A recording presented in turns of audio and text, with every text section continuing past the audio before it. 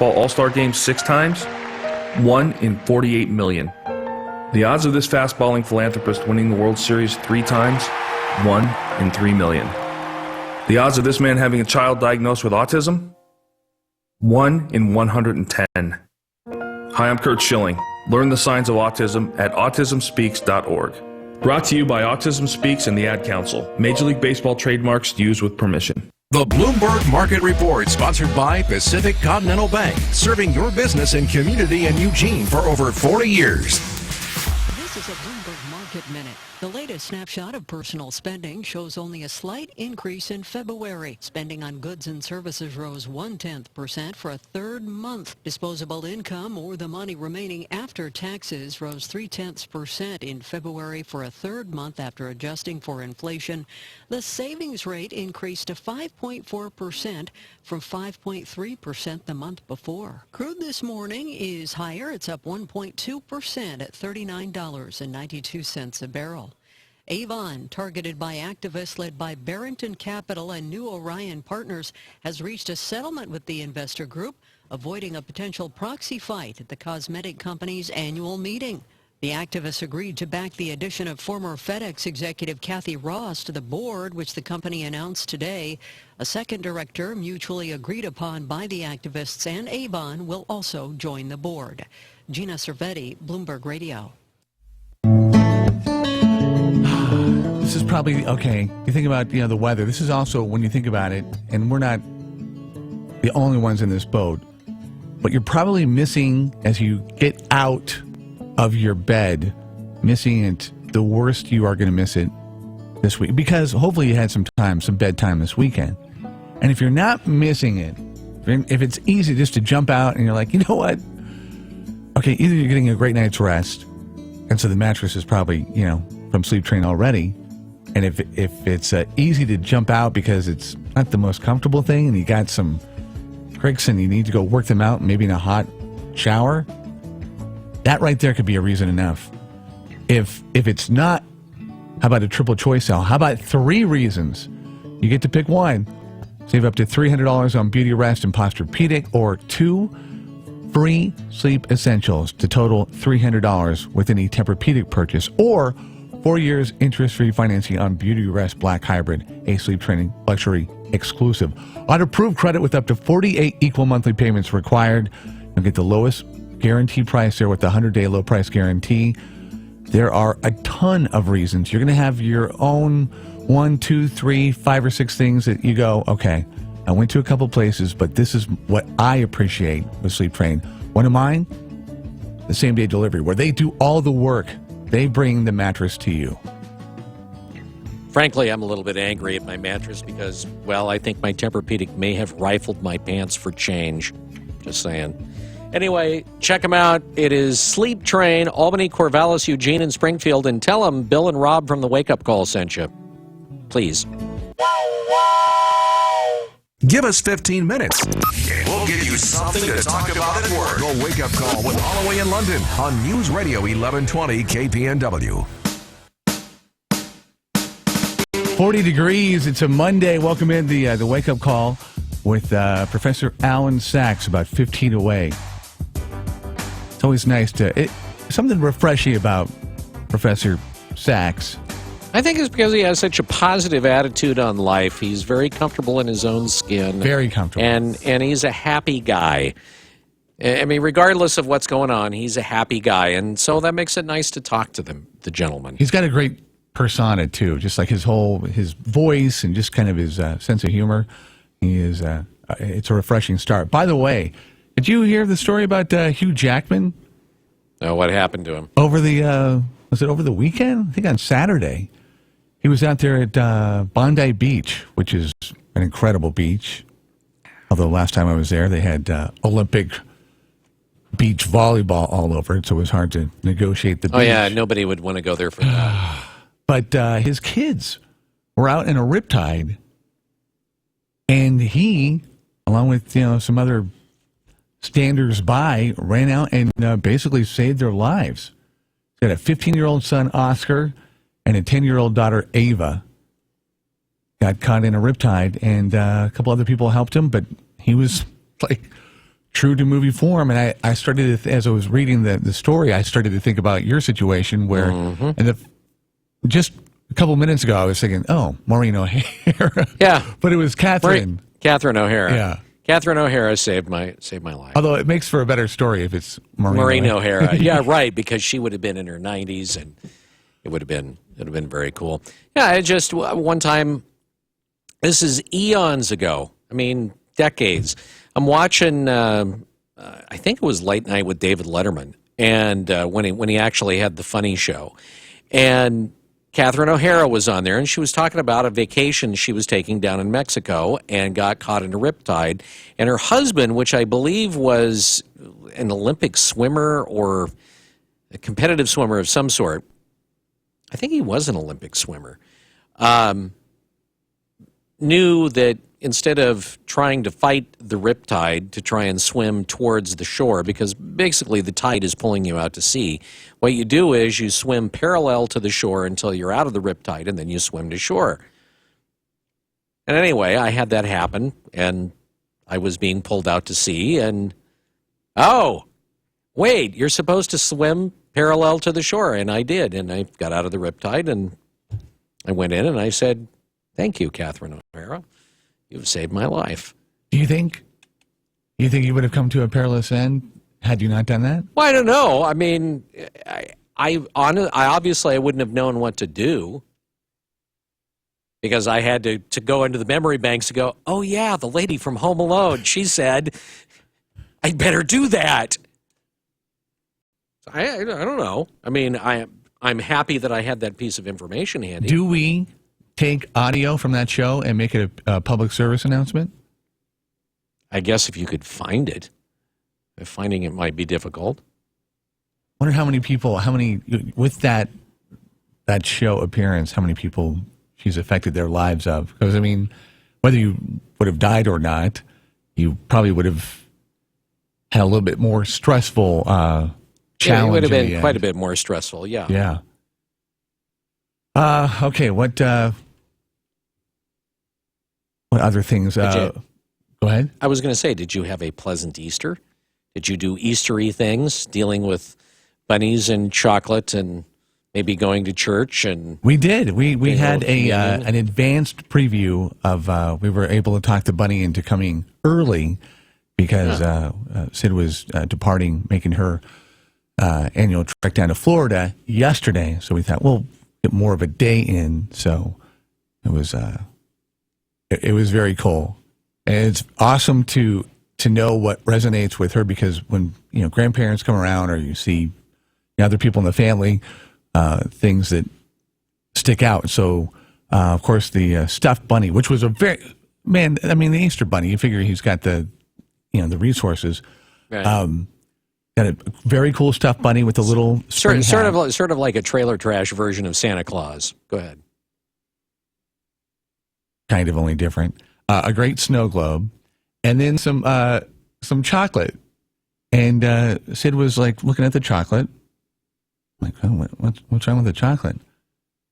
Just, Dad, does he make the chocolate or does he go to a store? I said, well, he probably has resources and deals. I mean, he's the chocolate.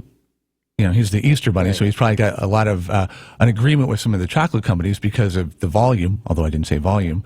He said, yeah, I think he went to the store and she looks at the little code, the little barcode, and because I don't think if the Easter bunny was making it, he'd have that, essentially. Like, good thinking on her part. So next, I mean, you sit there and you try to come up with everything, to the point of doing footprints and things like that. You think you have everything covered. Yeah, but not the barcodes. Comes down to the chocolate. And the barcodes. That one.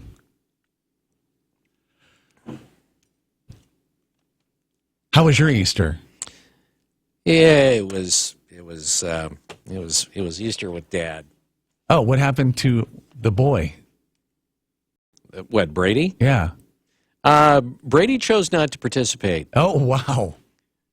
And I can't say that I necessarily, under the circumstances, blame him. All things knowing our family as I know it. So I was like, yeah, I don't know. I think I'd just stay home and read if that's okay. All right. Was it an all-day affair? Yeah, long enough. I'm sorry. It was, yeah. Looking for Well, Easter you know, eggs would have okay. been a diversion. Okay. When an 88-year-old man, all right, hey, let me back up here. My brother is a Mac head. Absolutely love Macs. Always loved Macs. Macs basically about the only thing he's owned, with the exception of another computer that he got because he just needed to have an actual like PC laptop. And he hates it. That said, so years ago, mom and dad wanted a computer, and so he went out and got them a little Mac. And so my dad blames the fact that he and mom were unable to learn how to use the computer on the Mac. Now, this is the guy that I had to go over a number of times just to teach him how to set the clock on his VCR. And I'm not kidding on that. That sounds so cliche, but it's absolutely true. I had to talk him through on the phone a number of times. Dad, the button, press that button. Press the menu, start with the menu button.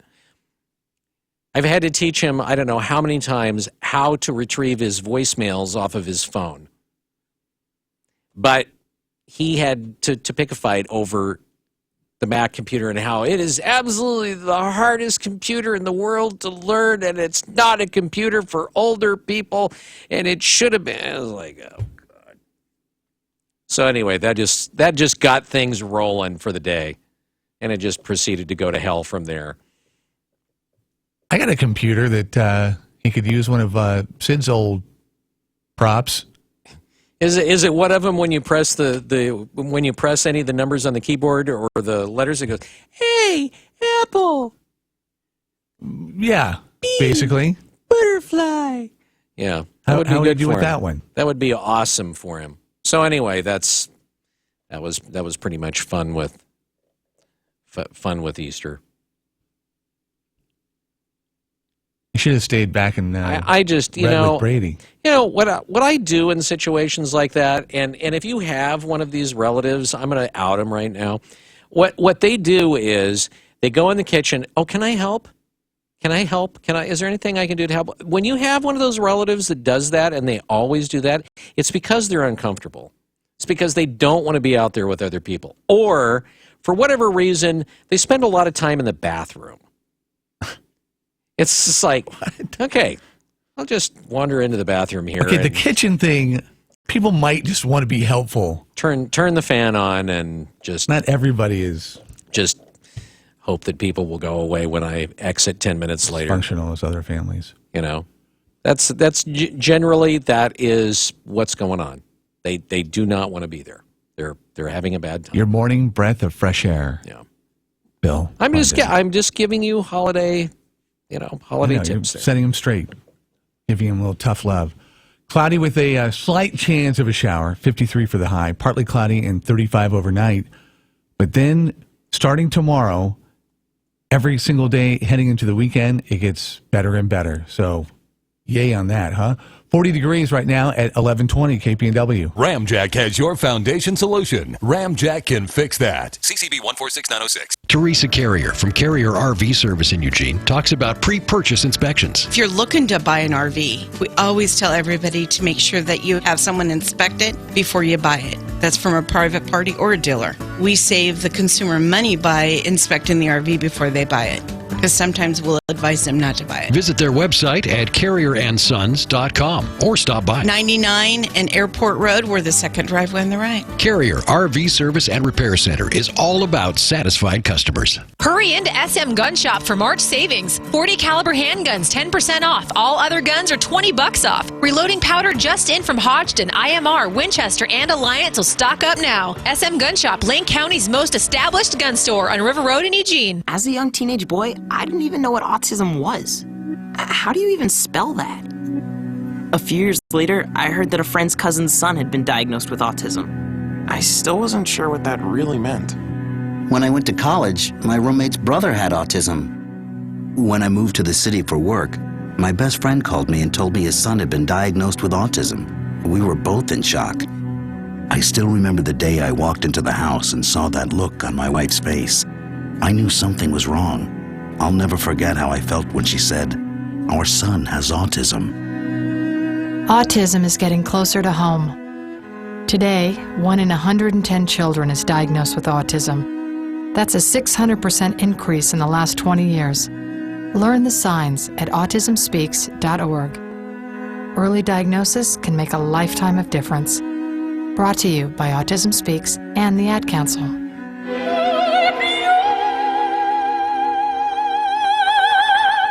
The human voice. It can be sweet as music, powerful as thunder, and so, my fellow Americans, cheerful as laughter.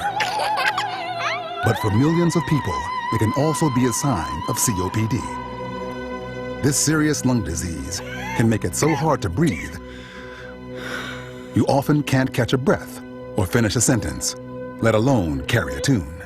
And many who have COPD don't even know it. That's where your voice comes in. If you think you or a loved one have symptoms, talk with a healthcare provider. Early diagnosis can mean better treatments and quality of life.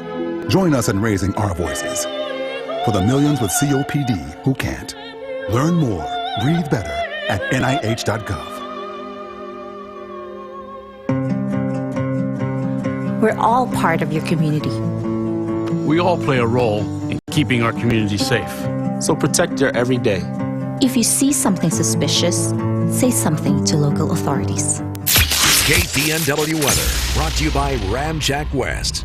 Do you have foundation problems? Ramjack can fix that. Get your free quote at ramjackwest.com. Good morning. We're starting off with mostly cloudy skies to partly cloudy. Temps right now are in the upper 30s to low 40s with winds out of the south-southwest at 5 to 10.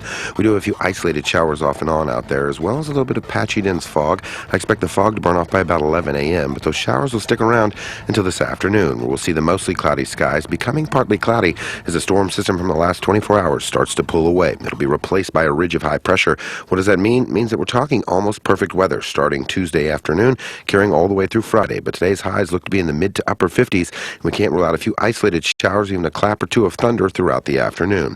I'm Chief Meteorologist Chris Nation in the NBC 16 Weather Center, hoping you have a great day. The Wake Up Call on News Radio 1120 KPNW.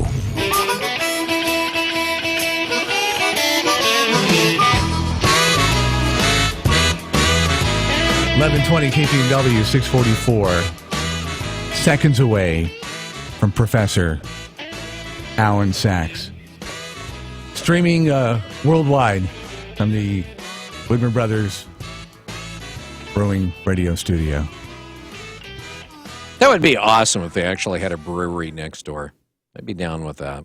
Next door? Yeah. You could take it right there in the green room. Right in that studio. Yeah. There. How great would that be? That would be awesome. Apparently, according to, well, go ahead.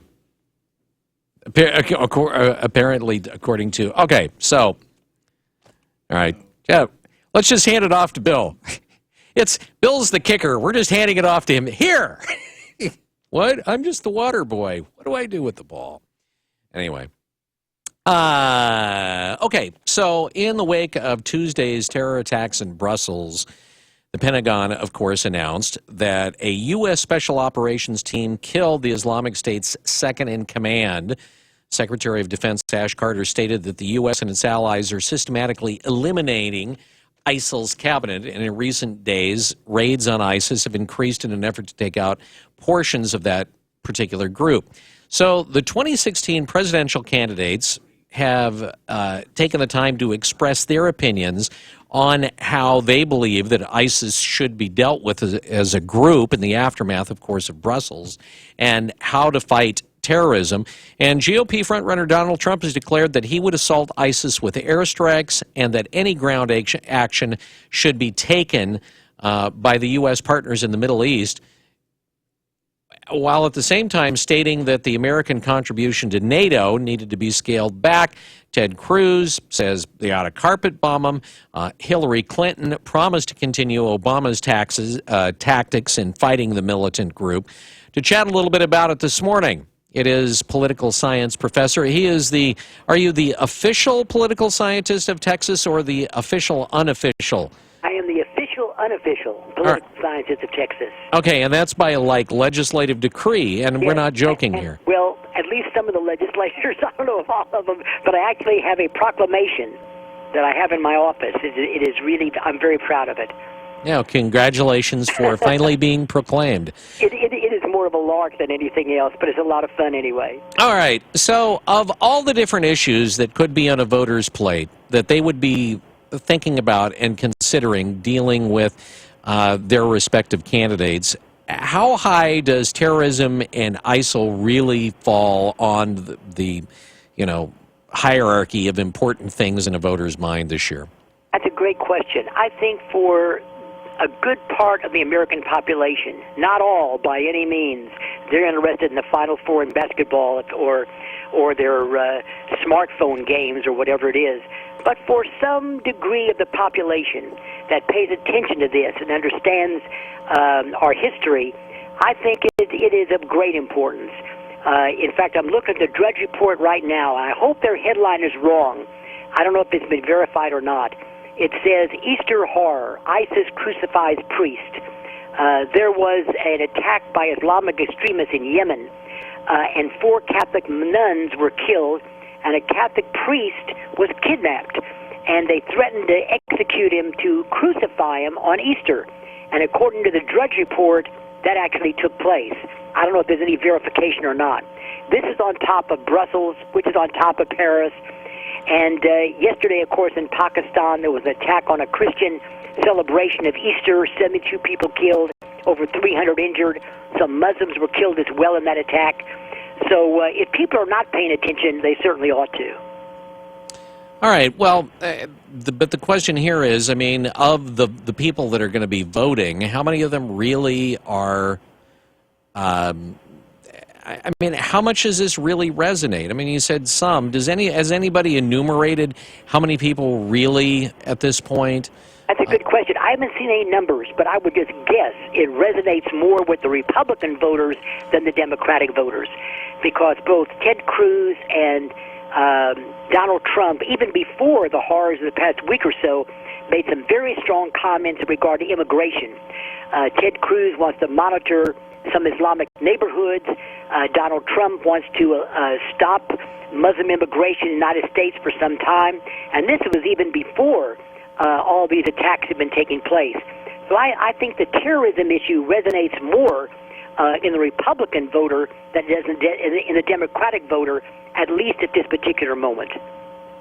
So in regards to that story you were talking about, I'm seeing, I just did a quick Google of it, I'm seeing that the British newspapers, a number of them, Daily Mail, The Mirror, The Independent, are reporting it. Also India Today, and they all seem to have the same picture of the same guy who was an Indian priest named Thomas Unzahili, who was apparently crucified by the Islamic State. All right. So, how does Donald Trump, on one hand, say that we need to do, more against ISIS, and yet on the other hand, say we need to downscale our presence in NATO? In NATO. Well, NATO, according to Donald Trump, just has not been very effective anyway in recent years. NATO was brought about during the height of the Cold War, and we financed most of NATO, and Donald Trump would reply, we are NATO. And so maybe threatening to get out of NATO may in fact waken up some of our European and NATO allies to take some of the burden and to get more serious in their own affairs. So in a way, without necessarily taking his side, he may be onto something, because I think so many Americans have said, we need always to get our allies in line, get them lined up. And they just don't do that very well, as we know. And so Donald Trump may be shaking up the stew a little bit by making these kind of statements, and if he became president, actually implementing them. So that would be an interesting point, because NATO has not been very effective so far, and we are essentially NATO, financially and militarily as well. Professor Alan Sachs joining us on the Wake Up Call. I sometimes wonder if the things that Donald Trump says, like, for instance, the issue of of NATO. A lot of times I wonder whether he's saying that from the point of view of somebody who is in the middle of a negotiation where, you'll say something, for instance, if you're dickering over price. That's a very good point.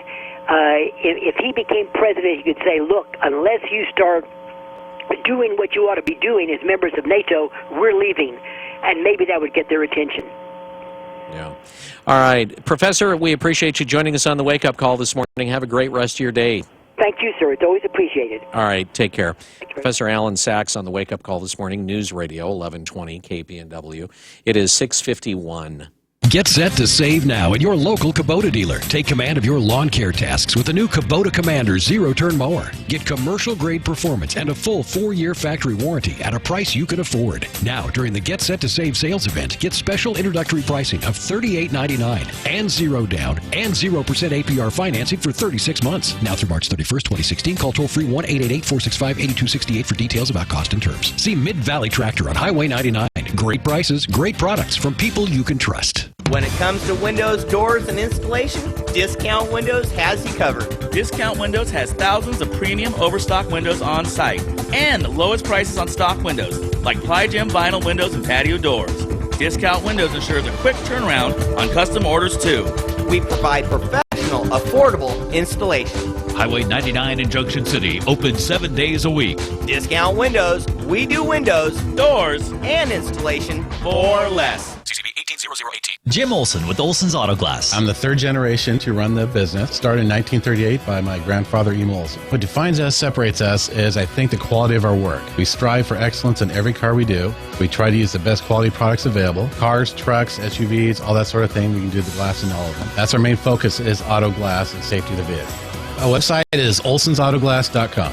Our address is 2041 West 7th Avenue.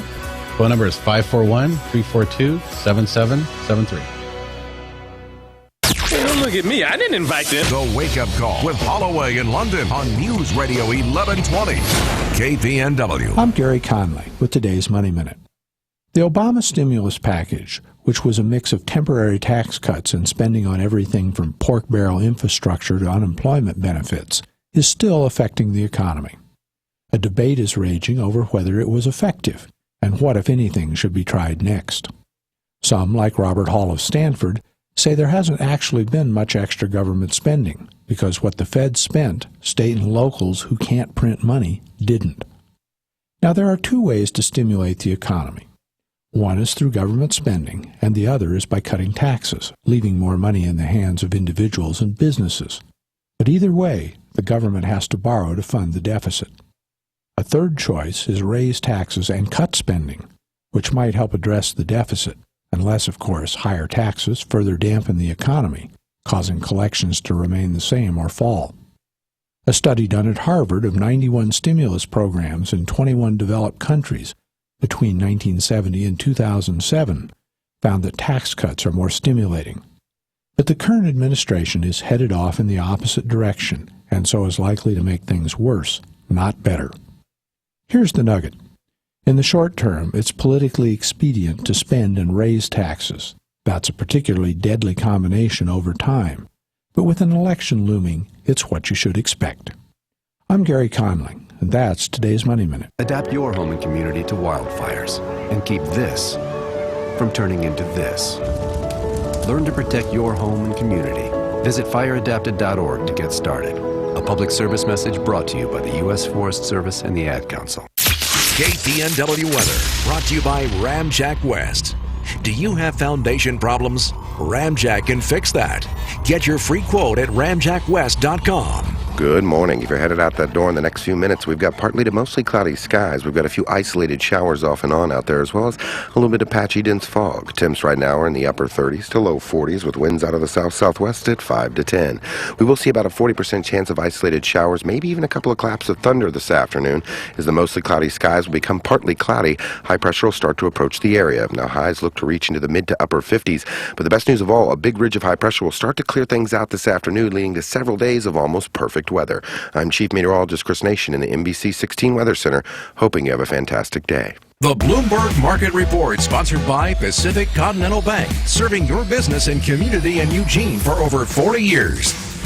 This is a Bloomberg Market Minute. Stocks are edging higher in early trading as investors return from a holiday-shortened trading week and weigh whether the U.S. economy is strong enough to withstand another interest rate increase anytime soon. Right now, the Dow is up 24 points at 17,541. The S&P 500 is up 3, or nearly 0.2% at 2039, and the Nasdaq is up 8 at 4781. New data today show that personal spending barely rose in February, and the prior month's advance was revised down as Americans saved more of their incomes. Starwood Hotels and Resorts says it's received a higher takeover offer from a group led by Anbang Insurance Group. Starwood says that the Chinese group offered $14 billion. That compares with Marriott's stock and cash offer valued at almost $13 billion based on Thursday's closing price. And checking crude oil this morning, down about 0.5% now at $39.26 a barrel. Gina Cervetti, Bloomberg Radio. The fallout continues from last week's terror attack in Brussels. Both the Justice and Interior Ministers of Belgium offered to quit last Thursday. That after reports surfaced, the government there was warned in advance about one of the terrorists, but ignored all the warnings. One of these bombers, originally from Belgium, had been convicted of armed robbery, got a 9-year sentence, was on parole, but he left the country. Last year, Turkish authorities arrested him, discovered he had spent time on the Syrian border, and deported him back to Europe, with a warning that he was a radical. Now, did the Belgian government fetch him and jail him for violating terms of his parole? No. After being expelled from Turkey, this guy was put on a flight to Amsterdam where he was released because Dutch officials say he wasn't on their watch lists. In other words, every level of security failed when it came to this radical Islamic terrorist. It was one big cluster, one giant mess. Remember that the next time you hear about government vetting the migrants. Meanwhile, in Brussels, the prime minister rejected the two ministers' offers of resignation. He told them in a time of war, you cannot leave the field. But sadly, there are people leaving the field in a time of war, and that's the murdered. The people massacred by radical Islamic terrorists who seem to be preying on Europeans with wild abandon, and I don't think they're finished moving west.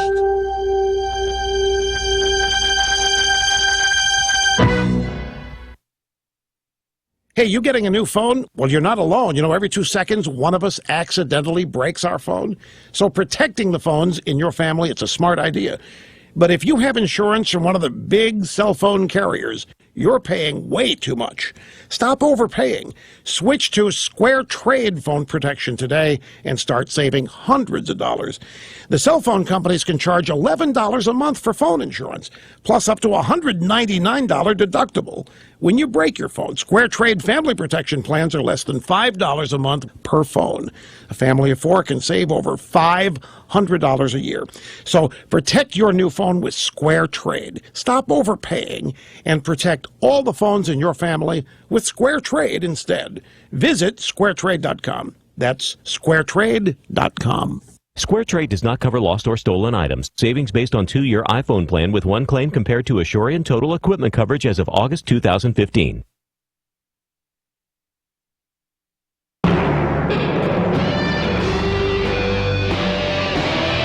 Radio 1120 KPNW, Eugene, Springfield, USA. Fox News Radio, I'm Dave Anthony. The ACLU and gay rights groups are taking North Carolina to federal court, trying to undo what the state did to the city of Charlotte. Vox's Evan Brown explains live. And Dave, the ACLU, along with Equality North Carolina and Lambda Legal, are suing the state of North Carolina in Raleigh federal court over legislation enacted last week undoing city-level protections for transgendered persons. The city of Charlotte had only recently passed a landmark ordinance allowing transgendered citizens to use public restrooms of the gender with which they identify. The state's new law effectively nullified it. The move prompted criticism from not just the LGBTQ community, but also big businesses in North Carolina, such as American Airlines, who called the new law discriminatory, Dave. Having another defeat for Rod Blagojevich, the Supreme Court refusing to hear the former Illinois governor's appeal on corruption convictions, including taking bids for President Obama's vacant Senate seat.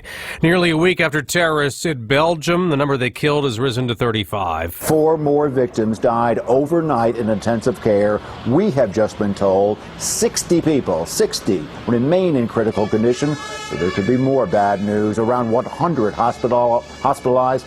We've also been told some 30 people are in burn units. That's Fox's Greg Palcott outside in Brussels. 3 are charged with terror from raids and police actions in Belgium in the last day. Another terror arrest in Holland. All told, 8 prime suspects with direct ties to the recent attacks are still on the run. A lot of grieving in Lahore, Pakistan.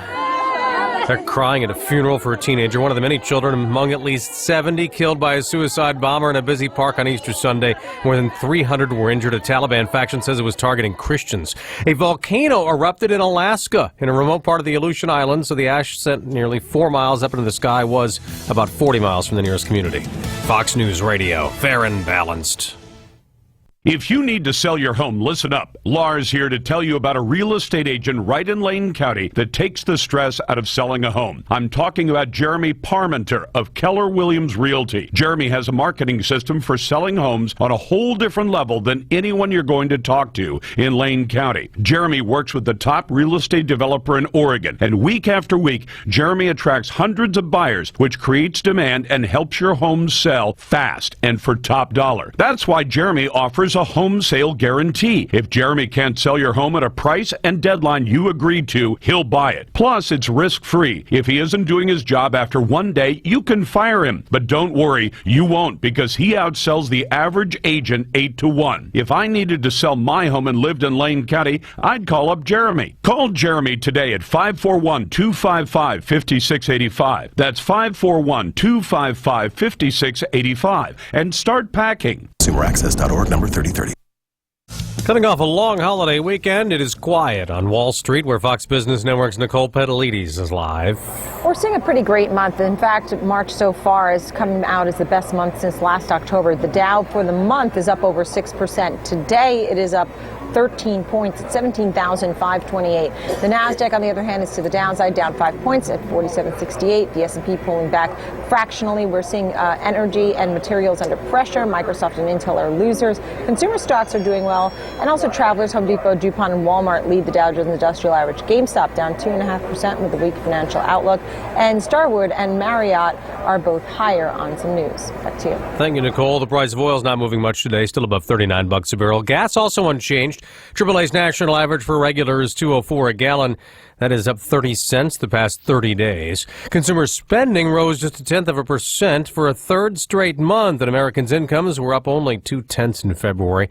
And numbers like those could curtail economic growth. A survey of 48 economists by the National Association for Business Economics shows they're less optimistic about 2016's growth. 79% of them lowered their outlooks, now saying the U.S. will only grow 2.2%, down from their prediction of 2.6% as recently as December. The group also thinks business profits will only go up 2% instead of 5% as originally forecast. Tanya J. Powers, Fox News. And then there were 4 in the NCAA tournament. North Carolina is the only number 1 seed still alive after beating Notre Dame. It's not supposed to be easy to get to the Final Four, and we can handle this. Coach Roy Williams. Syracuse rallied from down 15 in the second half to beat Virginia. They're a hard team to come back against, and these guys just made some unbelievable plays. Syracuse coach Jim Boeheim. Syracuse's women's team has also advanced to the Final Four along with Washington. I'm Dave Anthony, Fox News Radio.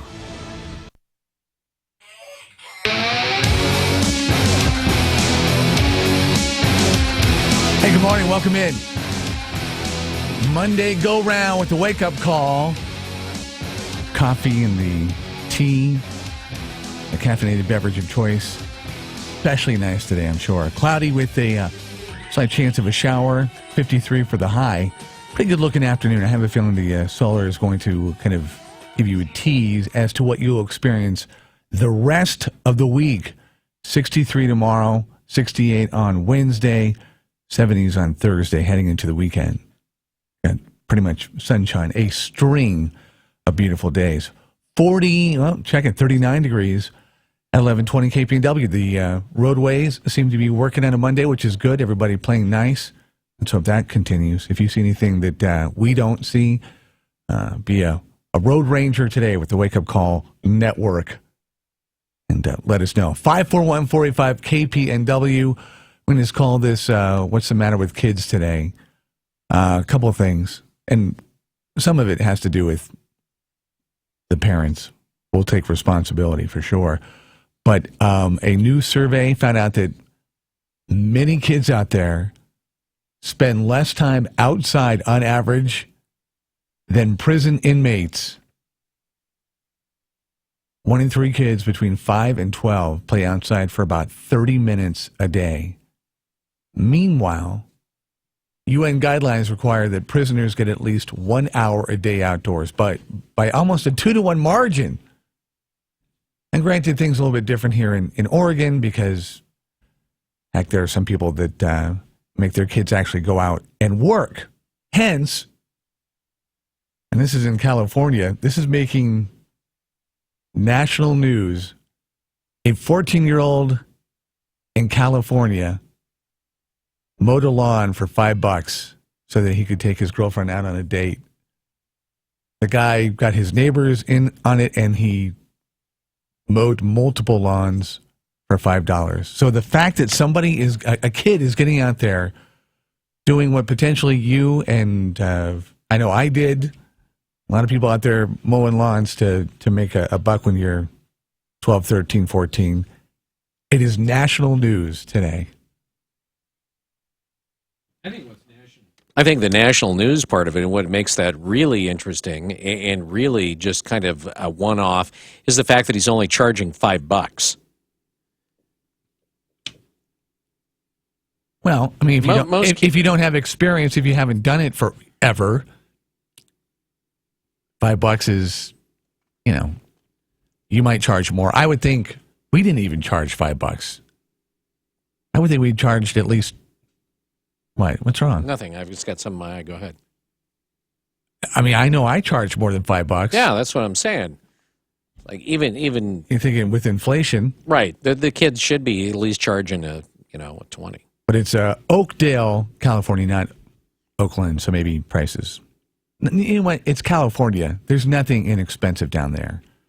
But apparently he made enough to take his girlfriend out on a couple of dates. So good for him, Cody Michelin.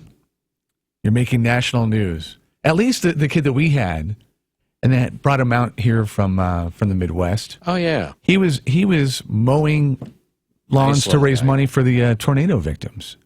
So I don't know, but got that little guy. Not that dates aren't worthy.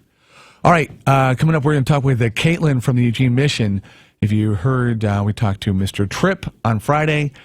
Something pretty special coming up, and kind of like an advanced preview. And if you know food carts, if you have a favorite food cart, this is going to be something that you want to hear. News, too, coming up. Yeah, we'll have these stories. High-speed chase ending yesterday near Odell Lake. We'll tell you what kind of got things underway there. We'll also take a look at Oregon's snowpack. That and more, all ahead, brought to you by Burrito Amigos, the friendly ones, here on KPNW. Burrito Amigos is a business rule breaker. In business courses, it's taught you can make a product cheap and fast, cheap and good, or good and fast, but you can't have it cheap, fast, and good. Burrito Amigos, therefore, is an outlier. You do get all 3 characteristics in any product at Burrito Amigos. How many burrito places can claim they put real, tender pieces of black Angus beef in their huge burritos and yet sell them for way under $10? And get them to you in just a couple of minutes. Take anything off the menu and it's the same. I'm a new convert to the Burrito Amigo shrimp burritos, and they're like something from what most people would consider to be a fancy sit-down restaurant. You've got to love a business that breaks the rule of 3 and then gives you friendly service as a bonus. That's one of the reasons why I'm one of Burrito Amigo's biggest fans. That, and they use 2 types of bacon in their bacon burritos. That's another business rule. You can't have it cheap, fast, and good with 2 types of bacon. Unless it's Burrito Amigos in Eugene and Springfield. They could be burrito unicorns. I'm Jeremy. And I'm Chris with Home Comfort. When we say the one to call, the one means no matter what the problem. From security lighting, generator systems, panel changeouts, service upgrades, with technicians available 24/7. Or HVAC, from routine cleanings to breakdowns. Home Comfort's an independent American Standard heating and air conditioning dealer. So our highly skilled technicians will ready your house for any season. Make one call to 541-345-2838. Home Comfort, the one to call. Brad's Cartoons in Springfield has arrived. The same great car, ATV, and marine audio hub in Eugene has come to Springfield. Brad's Car Tunes is the place to go for speakers, head units, subs, amplifiers, DVD players, and security systems. Professional custom installs on site. Brad's Car Tunes, 7th and Blair in Eugene and 38th and Main in Springfield. Stay tuned. Now, this morning's wake-up call with the latest news from the Northwest and your neighborhood on News Radio 1120, KPNW. Good morning. This live and local look at news brought to you by Burrito Amigos, the friendly ones featuring great breakfast burritos and fresh brewed locally roasted coffee for a tasty start to your morning. Here's what's going on. Well, University of Oregon and Oregon State University officials are both investigating a number of anti-Semitic flyers that were sent to network printers and fax machines on both campuses. Officials notified students that university offices had received copies of a flyer promoting anti-Semitic messages. OSU officials say the flyers do not appear to have targeted the university specifically, and that about 20 other universities across the country received similar flyers, including the U of O. OSU spokesman Steve Clark says the university is investigating the source of the flyers and making efforts to block university machines from receiving those flyers. As a result, the university is literally blocked off all off-campus access to in-network printers in hopes of stopping those messages. U of O police say their cyber crimes specialist is investigating and says that it is a hack and a hacker, and it appears to be a nationwide incident. A man suffered life-threatening injuries in an officer-involved shooting south of Albany. Lynn County Sheriff's deputies attempted to contact a pair of people related to an ongoing investigation. Those suspects took off in a pickup and led police on a high-speed chase. According to Oregon State Police Sergeant Kyle Hovey, the vehicle, a Chevy Silverado, led deputies on a pursuit to Saddle Butte Lane near 7 Mile Lane, where it left the roadway into a field. The deputies found that the vehicle a short time later and encountered the suspects where an officer-involved shooting occurred. 39-year-old Brian Eller, the driver of the vehicle, was taken by air ambulance to an area hospital for life-threatening injuries. The female passenger was not injured. She's cooperating. The two deputies involved were not hurt. Oregon State Police are investigating that shooting. A man is in jail after leading state police on a high-speed pursuit for over 70 miles on Highway 58 Sunday evening. Oregon State Police say they originally responded to the report of a stolen vehicle when the man roared away in a 2001 Buick Regal. The pursuit started near Highway 58 and I-5 and it ended when the suspect crashed the vehicle near Odell Lake. The man took off on foot but was subsequently captured by police, partially because, well, he was trying to escape by running through the snow. Springfield police spent 5 hours negotiating with a woman who held her partner at gunpoint inside their apartment and then refused to leave. Police originally responded to a domestic call at the Village Inn Apartments at 6 a.m. Sunday. When they arrived, they learned a woman was pointing a gun at her partner. They evacuated the neighbors. Emergency personnel negotiated with the woman, and she eventually let the victim go. She escaped through a bedroom window. Then the woman turned the firearm on herself, and police spent several hours negotiating, asking her to leave the home. The woman cooperated just before noon. She was taken into custody. The strong El Nino means there should be plenty of water in Oregon this summer. Brad Ford says, though, there is one concern. Scott Oviatt with the Natural Resources Conservation Service says the effects of a major El Nino have helped eliminate drought conditions in many parts of the state. We've had above normal precipitation and above normal snowpack in the mountains. Precipitation in December and March were well above normal. January and February were about average, and that means a deep snowpack. That means there should be plenty of water this summer. For stream flows, our current forecasts as of March 1 are indicating very near normal conditions. Oviatt is concerned, though, that a warm and dry spring could cause that snowpack to melt sooner than normal. That could lead to water problems in the drier parts of the state later this summer. I'm Brad Ford, KPNW. Numerous landslides in Oregon have already kept state agencies busy this winter, but officials warn the dangers aren't over. The state geology spokeswoman, Ellie Ryan Hansen, says Oregon is in the midst of a pretty active landslide season after a relatively dry winter last year. Slides have closed state highways on the Oregon coast and in the Coast Range. In December, a woman was killed when a slide hit her home north of Florence. A recent state study found as much as a third of Oregon's landmass is deemed high risk for landslides, including swaths of land in the coast and Cascade Mountain ranges in southwest Oregon. State officials warn motorists and others to be aware of and cautious of slides in the coming months.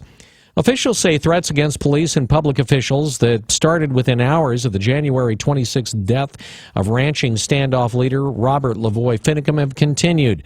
One anonymous caller threatened to kill Governor Brown on the day Finicum died. Earlier this month, authorities documented about 80 threats against police officers and others. Finicum was shot by state troopers as he was standing in a snowdrift. He and others were part of the takeover of the Malheur National Wildlife Refuge. The governor's office reported Friday that threats related to the standoff and Finicum's shooting continue to come in. Washington State Democrats caucused Saturday to choose their nominee to run for president. Supporters of Bernie Sanders and Hillary Clinton got to explain why their candidate should win. There is no reason why someone should have to take time off of the campaign trail to go raise money from people who make more in a year than I'll make in my entire life. She cares about what's happened with women's issues. It took 60 years to get the women's vote.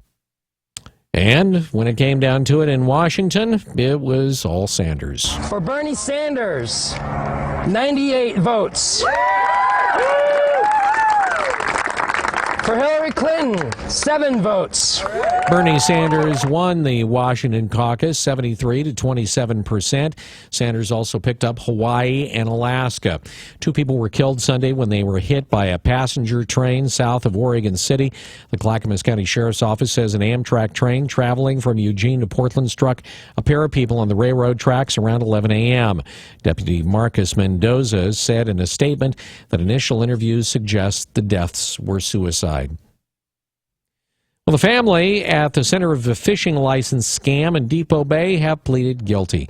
67-year-old Timothy Harmon, 52-year-old Julie Harmon, and their 24-year-old daughter Ava pleaded guilty to violation of wildlife laws, and their business, Trade Winds Charter, Inc., pleaded guilty to racketeering. The family is accused of selling almost 2,700 fishing licenses to customers for $1,675 each. And they just happen to keep that money instead of actually purchasing the licenses from the Oregon Department of Fish and Wildlife. The Lake Oswego family has been ordered to sell their businesses to pay restitution of more than $125,000. As part of the plea agreement, charges were dropped against 6 other people involved with Trade Winds who were originally charged in August. Scammers are using celebrity doctors to target consumers, and it's pretty easy to get ripped off. Brad Ford reports that online shoppers thought they were signing up for a free trial, and then they lost a lot of money. The Better Business Bureau Scam Tracker got reports of many people who were tricked into paying for free trial products. Michelle Schaefer says a pop-up for a beauty product claiming to be endorsed by celebrity doctors would entice people to click on it. They were actually charged for merchandise, which they later found was never even associated or endorsed by this doctor. Anytime you click on a pop-up from a website, you should always investigate. Certainly before providing any payment information. Unfortunately, they disassociate the pop-up with the legitimate site. You can share your experience, good or bad, with the BBB tracker. That'll help someone else before they pull out their credit card. I'm Brad Ford, KPNW News. A Salem man accused of torturing a cat and leaving it to die is going to go on trial next week. The man faces felony counts of first-degree animal abuse, aggravated animal abuse, animal neglect, and theft. He's accused of trapping the cat, which was someone else's, and then leaving it in the heat to starve to death. The case sparked outrage online, and an online petition is calling for serious punishment. It's garnered about 8,000 signatures. Well, a new law is going to help Oregon chocolatiers make sure the cocoa for their candy isn't harvested by forced child labor. More than 1 million kids in West Africa are used to harvest cocoa. Many of them are used in slave labor. Speaking at Ranger Chocolates in Portland, Senator Ron Wyden, who really had nothing to do with it, says the new law will help prevent this. Companies like these are ones that shouldn't be held back in the marketplace because they're doing the right thing. Isn't it interesting how much more that Wyden shows up in the state now that it's an election year? At Ranger Chocolates, one of their goals, they say, is to source cocoa that they use by making sure the beans aren't harvested by kids in forced labor conditions. And finally, a soldier from McMinnville who was killed while serving in South Korea is going to be honored by the National Army Museum. After the museum opens, Sergeant First Class Gene Balcom will be one of the first 41 soldiers whose stories will be told on steel pylons in a gallery at the Fort Belvoir, Virginia Museum, which is yet to be built. Balcom was shot by a fellow soldier while she was working as a military police officer in South Korea in 1999. She had arrested a man for drinking off base without permission when a third man attempted to shoot him before he could reveal who supplied the booze. Balcom stepped between the prisoner and the gunman. She was posthumously awarded the Soldier's Medal for heroism in the face of danger. At 7:22, this look at the news brought to you by Burrito Amigos, the friendly ones, here on KPNW. Wake Up Call Sports on News Radio 1120 KPNW. Best ever Oregon Duck men's basketball season came to an abrupt end on Saturday when it ran into a buzzsaw named Buddy. After perhaps throwing everything into the Duke win a few days earlier, Ducks had very little left in the tank. Oklahoma carved up Oregon 80-68, whipping in the Elite Eight game. Buddy Hield could not miss as he rang up 37 points on the Ducks. Sooners will play Villanova. Be interesting to see how much they have left as they choked out Kansas in a shocker. Final four set. And I seriously doubt you had 10-seeded Syracuse making it, but they have. The Orange shocked number 1 seed Virginia after being down 13 in the second half. They'll play the only number 1 seed to make it in North Carolina. Oregon appears to be getting Dylan Brooks back for a junior year after this epic season. He seems to be foregoing a shot at the NBA to come back. Chris Boucher looks like he's headed that same direction as well. Freshman Tyler Dorsey, however, non-committal. Dorsey averaged 13.5 points per game in his first season and is prognosticated as a late first-round, early second-round pick should he bold. So State still has a team to root for in the Oregon State women. Still alive and kicking and stomping. Beavers much too much for DePaul, winning 83-71. Jamie Wisner could not be stopped, scoring a career-high 38 points. OSU will play Baylor tonight in the Elite Eight game out of Dallas. That means just a hop, skip, and a jump from Waco. It'll look like an Oregon game with the green and yellow showing up for Baylor. Plus, the Beaver D will have to neutralize Nina Davis, who's had 2 consecutive 30-point performances. Go Beavers. Final four could be heavy on Pac-12 as the Washington women beat Stanford to get into their first Final Four. They'll play Syracuse, who beat former Springfield High great Mercedes Russell in Tennessee. Oregon softball team undefeated at the new stadium. They swept Stanford over the weekend at Jane Sanders. Oregon baseball team lost 2 of 3 to UW there. Wake Up Call Sports on KPNW, live and local, brought to you by Max Muscle, the authority in sports nutrition since 1991. Across Franklin from Market of Choice in Eugene, news time 7:24. KPNW weather brought to you by Ramjack West. Do you have foundation problems? Ramjack can fix that. Get your free quote at ramjackwest.com. Good morning. We're starting off with mostly cloudy skies to partly cloudy. Temps right now are in the upper 30s to low 40s with winds out of the south-southwest at 5 to 10. We do have a few isolated showers off and on out there, as well as a little bit of patchy dense fog. I expect the fog to burn off by about 11 a.m., but those showers will stick around until this afternoon, where we'll see the mostly cloudy skies becoming partly cloudy as the storm system from the last 24 hours starts to pull away. It'll be replaced by a ridge of high pressure. What does that mean? It means that we're talking almost perfect weather starting Tuesday afternoon, carrying all the way through Friday. But today's highs look to be in the mid to upper 50s. We can't rule out a few isolated showers, even a clap or two of thunder throughout the afternoon. I'm Chief Meteorologist Chris Nation in the NBC 16 Weather Center, hoping you have a great day. This winter, we received more rainfall than in the past 75 years. Severe weather can cause damage to your home's foundation. Ramjack can fix that. Get your free in-home evaluation at ramjackwest.com. CCB 146906. Hi, everybody. This is Don Essig with today's Motivational Minute, sponsored by Eugene's #1 electrical contractor, Builders Electric. As you know, a number of times in the Motivational Minutes, I've talked about goal setting and the importance of planning for the future. As you do that planning, however, it's also important to not lose sight of the importance of the moment at hand. Someone once said that now is a gift. That's why it's called a present. We've been given this moment in time, and it's our job to take advantage of it. We won't ever get to see it again, so don't forget to focus on all the presents you're getting today, now.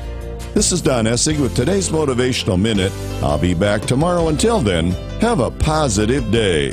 This Motivational Minute was brought to you by Builders Electric, providing honest, reliable, and positive contracting throughout the Willamette Valley since 1960. That's Builders Electric, CCB number 4296. For the all-new John Deere riding mowers, tractors, and side-by-sides, think Ramsey Waite. Make tracks to Ramsey Waite for John Deere lawn tractors and zero-turn mowers. There's nothing like a John Deere Gator utility vehicle. From hardworking and trail-ready to the ultimate in work capability, get into a Gator now at Ramsey Waite. Don't just dream about it, wait for it. Ramsey Waite. Open Monday through Saturday. Franklin Boulevard, Glenwood. Online at RamseyWaite.com. I'm not a bodybuilder. I am not an athlete. I'm not into health clubs. I do not eat junk food. I am not a young man anymore. I am exercising daily. I am feeling great. I am loving life. I am Max Muscle. Max Muscle Sports Nutrition, Franklin Boulevard, Eugene. Lane Transit District is now hiring bus operators. Candidates must have 2 years of experience providing excellent customer service and a good 5-year driving record. You don't need a CDL to apply, and LTD provides an 8-week training course when hired. Starting wage is $18.46 an hour plus an excellent benefits package including medical, dental, vision, retirement, and vacation. Work for a union with great people at a great company in the Eugene-Springfield area. Apply online at ltd.org. That's ltd.org. We all play a role in keeping our community safe. Every day, we move in and out of each other's busy lives. It's easy to take for granted all the little moments that make up our everyday. Some are good, others not so much. But that's life. It's when something doesn't seem quite right that it's time to pay attention. Because only you know what's not supposed to be in your everyday. So protect your everyday. If you see something suspicious, say something to local authorities. Wayne County. Basically, what we're doing is using our land use law. As you're running again, pay attention to all of your voters. And the nation. Holloway in London. The Wake Up Call on News Radio 1120 KPNW. 1120 KPNW. Reminder, our email address, 1120kpnw@gmail.com. If you hear anything that you'd like to comment about, or if there's something that has been kind of eating at you over the weekend and you want to share it, love to get that email. Did you have hail up in Philomath? No, not that I saw. Oh, you would have again, I seen was it and felt it. Kind of out of town yesterday. Driving back from West Eugene, I saw so many people, and you saw some people prepared and had umbrellas and were trying to take refuge, but you saw some people in shorts.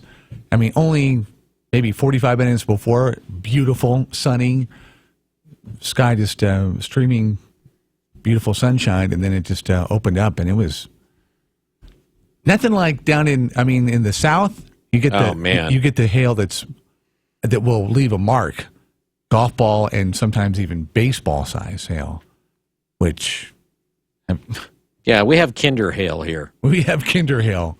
Have you been around? Have you experienced one where sizable? Yeah. And nothing the size of my fist, but big enough to go, ow, ow, run away. That hurt. Leave quite the mark on the automobiles. There's a new survey that just came out, found out the weirdest things about America that people from other parts of the world come here and experience. They go, I don't know if it's the number one, but in the top 10, the fact that we have so many squirrels. No, it's probably because they eat them over there. I was going to say. Yeah, they eat them. See, that's the thing that squirrels really are running in here lax. I mean, that's why we won the Revolutionary War. The Brits come over here and they're eating, good food and stuff like that. What are we eating? Squirrels and drinking red eye. That's why that right there made for hardy folk. That's why we won the Revolutionary War right there. Squirrels, red eye. They didn't have the proper mustard or condiments, and they probably didn't there was eat. none of. No, the soldiers back then, none of that. Giant turkey Have a legs squirrel. For sale at amusement parks. Another one, the giant turkey legs. Yeah, I find as an American, I find that weird. I do too. I think somebody did it as like a prop, thinking it was going to be one of those things. This will be funny. Nobody will want to eat, but it'll be fun if one or two people do, and it caught on. The gaps on the bathroom stall doors. How friendly people are. And of course, everyone constantly driving above the speed limit and the massive size of those vehicles that are traveling so fast.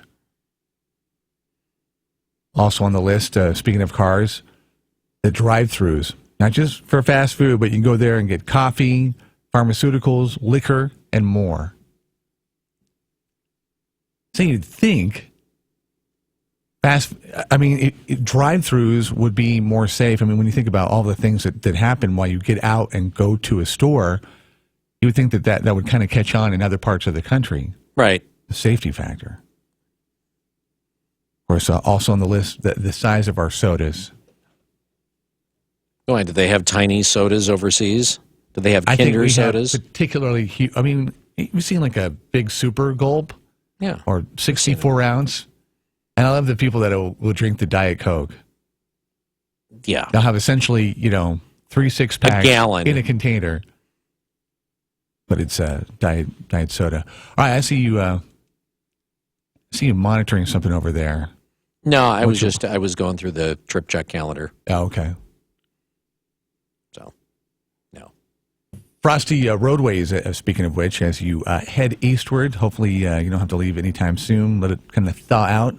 But I would like to see some white stuff and just to kind of preserve what we have out there with Hoodoo and Willamette Pass and Bachelor as long as we can. It is a beautiful stretch. We need to take a road trip. You and I. We need to take a road trip. To where? Oh, I don't know. You and I need to take a road trip somewhere. Broadcast. Have one of those buddy trips. Okay, buddy. Where we're smacking each other friendly in each other's shoulders. Let's go. It's you and me. We'll go. Or not. You think that would turn into something, the Pats would turn into something a little bit more physical, conflictive? You think we'd have a blowout and come back? It's possible. Yeah. I think there would be head-butting that would ensue. Literally. We'd come back with broken noses. It would be bad. What in the, by the way, Caitlin Vargas coming up, and I already asked her about her affiliation and connection. If there was one with Circus Vargas, there is none. I'm glad you asked. She's with the Eugene Mission.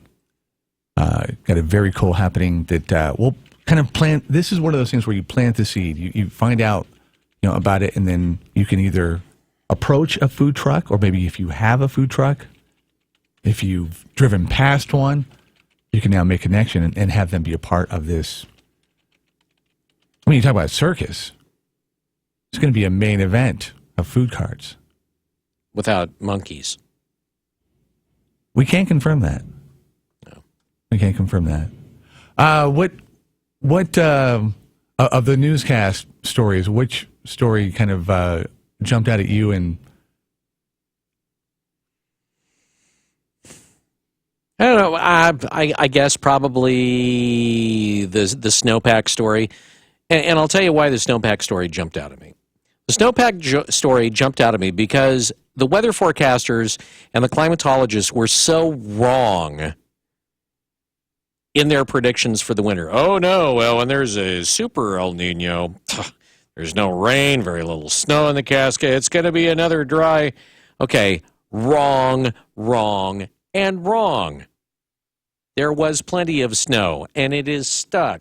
And there's been more snow, and it continues.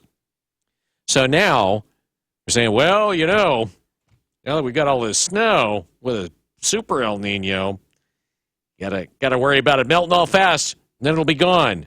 Yeah, well, you've been completely wrong about the super El Nino from the very beginning. I don't know that I'm going to put a whole lot of credence in what the climatologists and the weather forecasters are saying is going to happen next, because they totally blew that forecast. They weren't even close to the way they said it was going to be. So that's the one that struck me. That and the debris flow, which we followed it with. A third of the state essentially set up and prevalent for debris flows and landslides. That'll just give you a second there to pause and think about that. Yeah, that's kind of scary. A little bit, but I think part of the newscast is to incite fear, paranoia, and paranoia and fear. That's what that's what all newscasts are about: paranoia and fear. I mean, and they do it through essentially a limited number of topics, which is people are either dead or angry. Those are the two main. If you think about it, most news stories, dead and angry. People have died or they're angry. Or there's a loss. Yeah, and that loss has made someone angry. Yeah. All right, 7:38. We're going to pause. Caitlin Vargas from the Eugene Mission coming up next on 1120 KPNW. The Bloomberg Market Report, sponsored by Pacific Continental Bank, serving your business and community in Eugene for over 40 years. This is a Bloomberg Market Minute.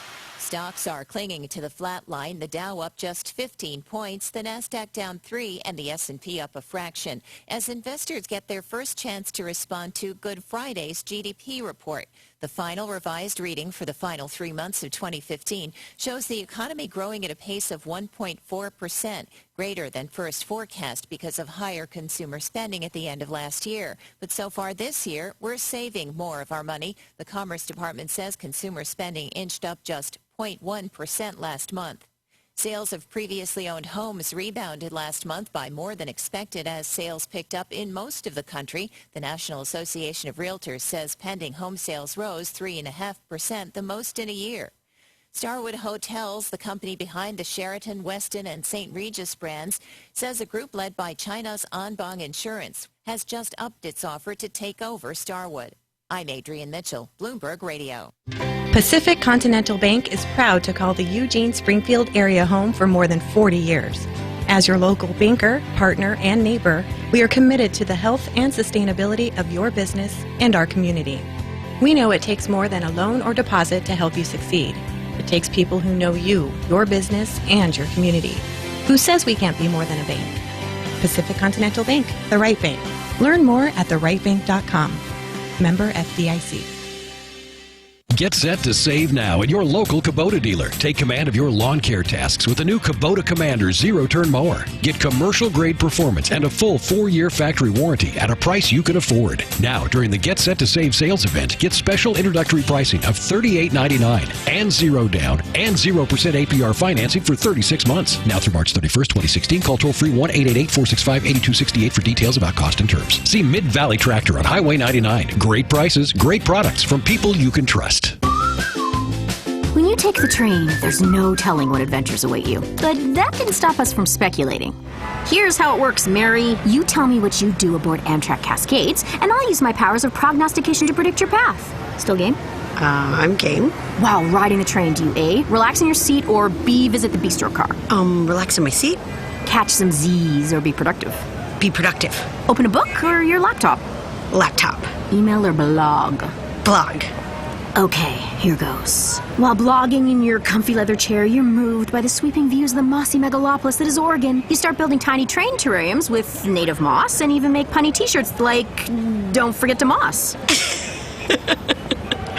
Wow, that's pretty specific. Yeah, it's a gift. Amtrak Cascades. See what happens from Eugene to Portland for less than $20 one way. Start your adventure at amtrak.com/see what happens.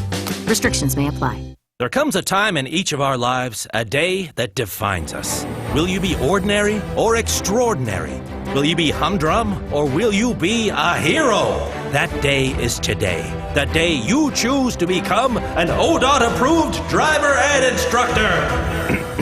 Hey folks, Driver Ed here, just practicing my recruitment speech because I want you to help me save lives. Did you know that teens who take Driver Ed go on to be much better drivers? That means fewer crashes and safer roads. But to reach everyone across the state, we need more instructors. So consider joining me, Driver Ed. You'll gain valuable teaching experience and earn some extra money. And with less than 9 weeks for training, including convenient online classes, you can be a ready-to-hire hero in no time. Allowing for cape fittings, of course. So choose to be extraordinary. Become an ODOT-approved Driver Ed instructor. Get started at whydrivewithed.com. See you down the road, heroes. A message from ODOT. KPNW weather brought to you by Ramjack West. Do you have foundation problems? Ramjack can fix that.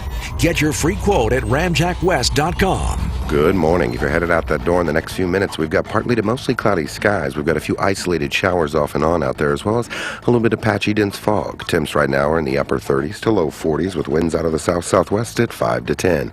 We will see about a 40% chance of isolated showers, maybe even a couple of claps of thunder this afternoon, as the mostly cloudy skies will become partly cloudy. High pressure will start to approach the area. Now, highs look to reach into the mid to upper 50s, but the best news of all, a big ridge of high pressure will start to clear things out this afternoon, leading to several days of almost perfect weather. I'm Chief Meteorologist Chris Nation in the NBC 16 Weather Center, hoping you have a fantastic day. We'll do it live. The Wake Up Call with Holloway in London. We'll do it live. 1120 KPNW. This is boring as burnt toast. 742, News Radio 1120 KPNW. Beautiful start to a Monday, and it just got a little bit better. Can we just kind of plant the seed that Caitlin Vargas from Eugene Mission knows how to make an entrance? And the fact that you bring gifts in the form of cinnamon rolls is going to endear us and want to have you back, like even tomorrow. Well, thank you. I appreciate that. And as I was getting the cinnamon rolls, I pictured the joy on your faces, which I'm actually seeing right now. Okay, so it all works out. So we didn't let you down. No. Okay. The reaction was what I was expecting. So there you go. It's just one of those reasons that charitable giving, it feels so good. More than cash, food. Yep. And some beverage will just light us up. Agreed. Yeah. Who doesn't love a delicious cinnamon roll with a mound of frosting? Right. How are you? I'm good. I'm really good. I'm excited to be here, and I appreciate you guys gracing me with your presence because you guys are just fantastic. Man, she is really sucking up. Here comes even more. I'm just. It's like I'm expecting her to go. Can you loan me $100? Can you loan me some money? Oh, I was gonna save that for actually afterwards, off the air. What's your title with the mission? So I'm the development director, but I've been with the mission for about 2 years. I was actually the Women and Children's Center manager before that. So we just started fundraising efforts just a few months ago, actually. What got you in this realm? That's a good question. So I just finished my MBA, and this is a crucial step to learning how to run an organization is fundraise and figure out how you're going to have the funds to operate. And so I'm excited to kind of learn this piece and learn what it takes to just not sustain but grow something. And then you're going to create your own business and rule the world. Yep, exactly. That's what I was going to say next. But it's been interesting. No one teaches you how to do events. So I'm really learning, it is so fly by the seat of your pants, it's unreal. It's just been such a huge learning curve trying to figure out how to do events because they don't teach you that in your master's program. What I found is that you need to think you have everything. You need to have your base of preparation. Yeah. And that's a lot of work. And then you find out how much you don't have and then have the ability to not totally throw in the towel. Yeah. Yeah, I'm lucky because we have a team, and so it's not just me. And so having just kind of this team camaraderie, and then actually our volunteer coordinator has done catering for years, and so she has some really good experience, and that's really helpful. And plus, we have this huge donor base because we've been around, for so long, and so we have the support of just a ton of individuals across Lane County. So it's a learning year for the mission. We just revamped our brand. I don't know if you saw the new logo came out last winter. We redid our mission statement, and so along with this rebranding is trying these new things and these new events. You heard Jack on Friday. Do you add to the? I mean, in your 2 years of being there, as far as the perception and how people think of the Eugene mission, anything that you would add to what he said is basically a little bit off from what it actually is. Yeah, what I would add is that I really congratulate everyone at the Eugene mission because that's a sober campus. Those are folks who are trying to take that step to change their lives. They go there knowing they're going to be case managed and knowing it's a sober environment. So I walk around and I just am impressed by the folks there. And those aren't the same folks you're seeing downtown or on street corners. I think people don't understand the different demographics between different homeless populations. And I just think the folks at the mission are saying, like, I'm sick and tired of being sick and tired, and I'm going to make that change, even if it's as little as just starting with one night at the Eugene mission, knowing that can, just snowball into something big. So what is coming up in June? So we're doing this awesome new event. It's the Eugene Food Truck Fest. It's Saturday, June 18th, and it's going to be huge. I encourage everyone to check it out on Facebook. The event's on our Facebook page. It's held at Valley River Center in the back parking lot up against that bike path, and we've got 20 food trucks. We've got music. We've got a rockin' DJ. We've got a kids zone and all sorts of stuff going on. Are you going to have like a jump house? Oh, yeah. We got the Kingdom of Bounce. Rob is a big fan of the jump houses. Are you going to have a bounce house? It's the way that you said that. It's just like, yay, a bounce house. Oh, it's an event if you have a bounce house. You know what? I'm thinking we might need someone to test it before the kids go on Rob, to make sure it's safe. Go over there. So just Rob throwing that out there. Bounce house test pilot. So you said 20 food cards. Yes. Are you maxed out, or can you get more? No, we can get more. We just want to make sure, A, we have enough food for everyone, but B, we're also being fair to the vendors that are participating, making sure that they would have enough business per food truck. We'd go up to probably 25, but probably not over that. But we have room for more if there's some food trucks out there that want to participate. 5 more. Mm-hmm. Is there any food genre that you're lacking that you need? Gosh, we've got a really good spectrum. As of right now, we don't have a dessert truck. So any cupcake trucks or people thinking of being a dessert truck, is there call such a thing us. as I don't think I've seen a dessert and pastry truck. I've seen a Red Wagon. Yes. Oh, Red Wagon Creamery. Yes, and there is actually a new one called Elegant Elephant. That's a gluten-free bakery one. They have not gotten back to us, but they have. I mean, people love them. Really? And Beater's Bakery actually has a mobile one, and their desserts look. I mean, if you go on Facebook, you will literally be like have saliva dripping down your face. I think she is calling them on the air. Yes. Did they get back to you? Not yet. So please call me because we want you to come. What little kid doesn't want ice cream, cupcake, delicious looking s'more sandwich? You name it. I mean, there's gonna be a lot of kids there, and a lot of parents with money. So. Okay, so differentiate what exactly is a food cart. So if somebody goes out and eats out in the outdoors. Okay, so I'm not the aficionado on this, but I'm learning there are differences between food trucks that are mobile, food carts, which I believe are kind of pulled by trailers, and food stands, which are there, but may call themselves a food truck. So we're learning. We thought there was 48 food trucks in Eugene. There's not 48 food trucks in Eugene. There's 48 mobile units in Eugene. So I just did air quotes for all of you that can't see that. Next time, just use the words parenthetically. Okay, it's way too early for that. I did learn there was one food cart that told me it took 2 forklifts to move it from their location. So. Not so much. But they actually gave us a maybe. Cart. They gave us a maybe to be part of this. So they're considering. I like the idea of dueling forklifts. Doesn't that just sound like when twin you got lifts? 2 forklifts moving a single thing. Does that not sound like just a disaster waiting to happen? Oh man, does that not? Come they on, better have really good food. Okay, really good. That does sound horrific. Something horrific happens. Yeah.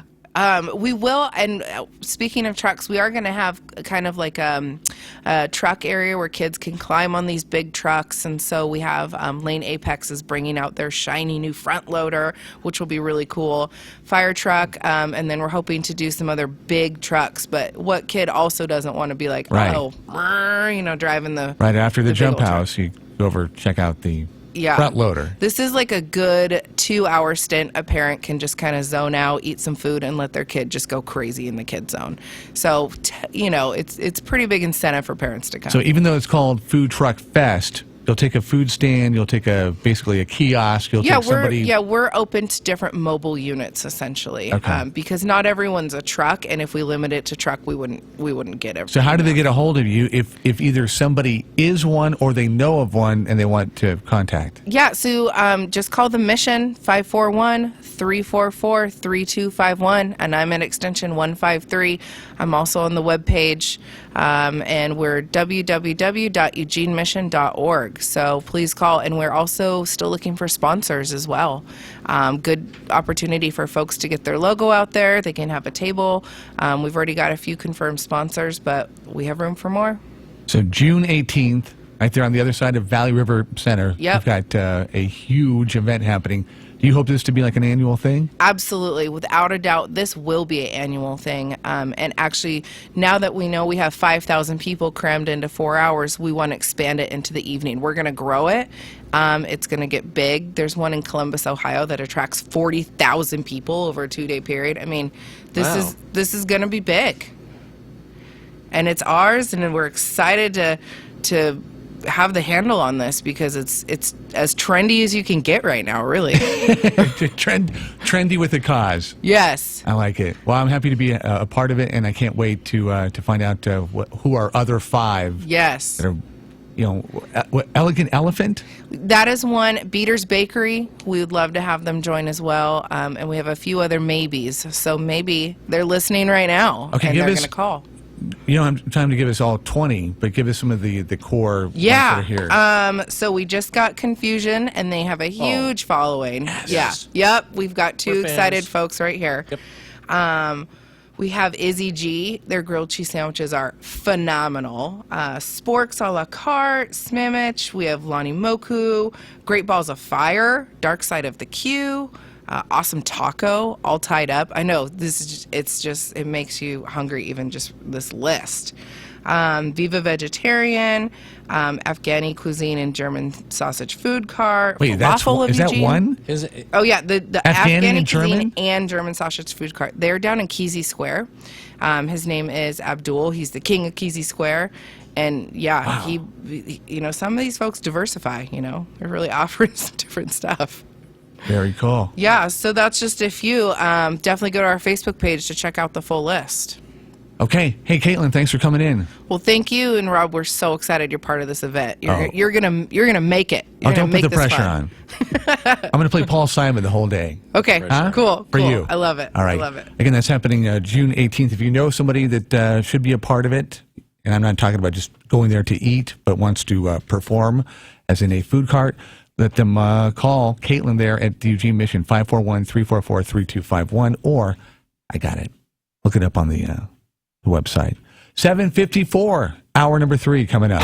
If you've dreamed of owning an RV, let the RV Corral help make those dreams come true. The RV Corral is Eugene's largest Winnebago dealer for motorhomes and lightweight travel trailers. Over 200 new and pre-owned motorhomes, fifth wheels, travel trailers, and campers. All Class A and C motorhomes are on sale now. With local owners for 28 years and all local employees, the RV Corral will be there to help you make your RV dreams come true. Easy to find on Highway 99, 1 mile south of Beltline. Buy anywhere else, you'll pay too much. Tune in to Real Estate Today, weekdays at 5:30 p.m.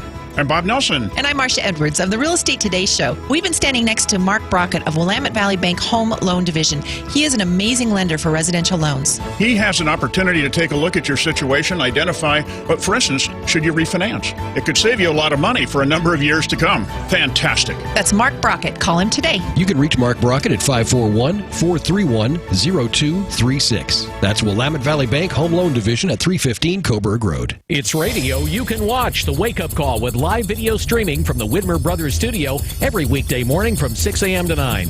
Go to KPNW.com and click on the Wake Up Call streaming banner. The Wake Up Call and Widmer Brothers, the local guys. News Radio 1120 KPNW.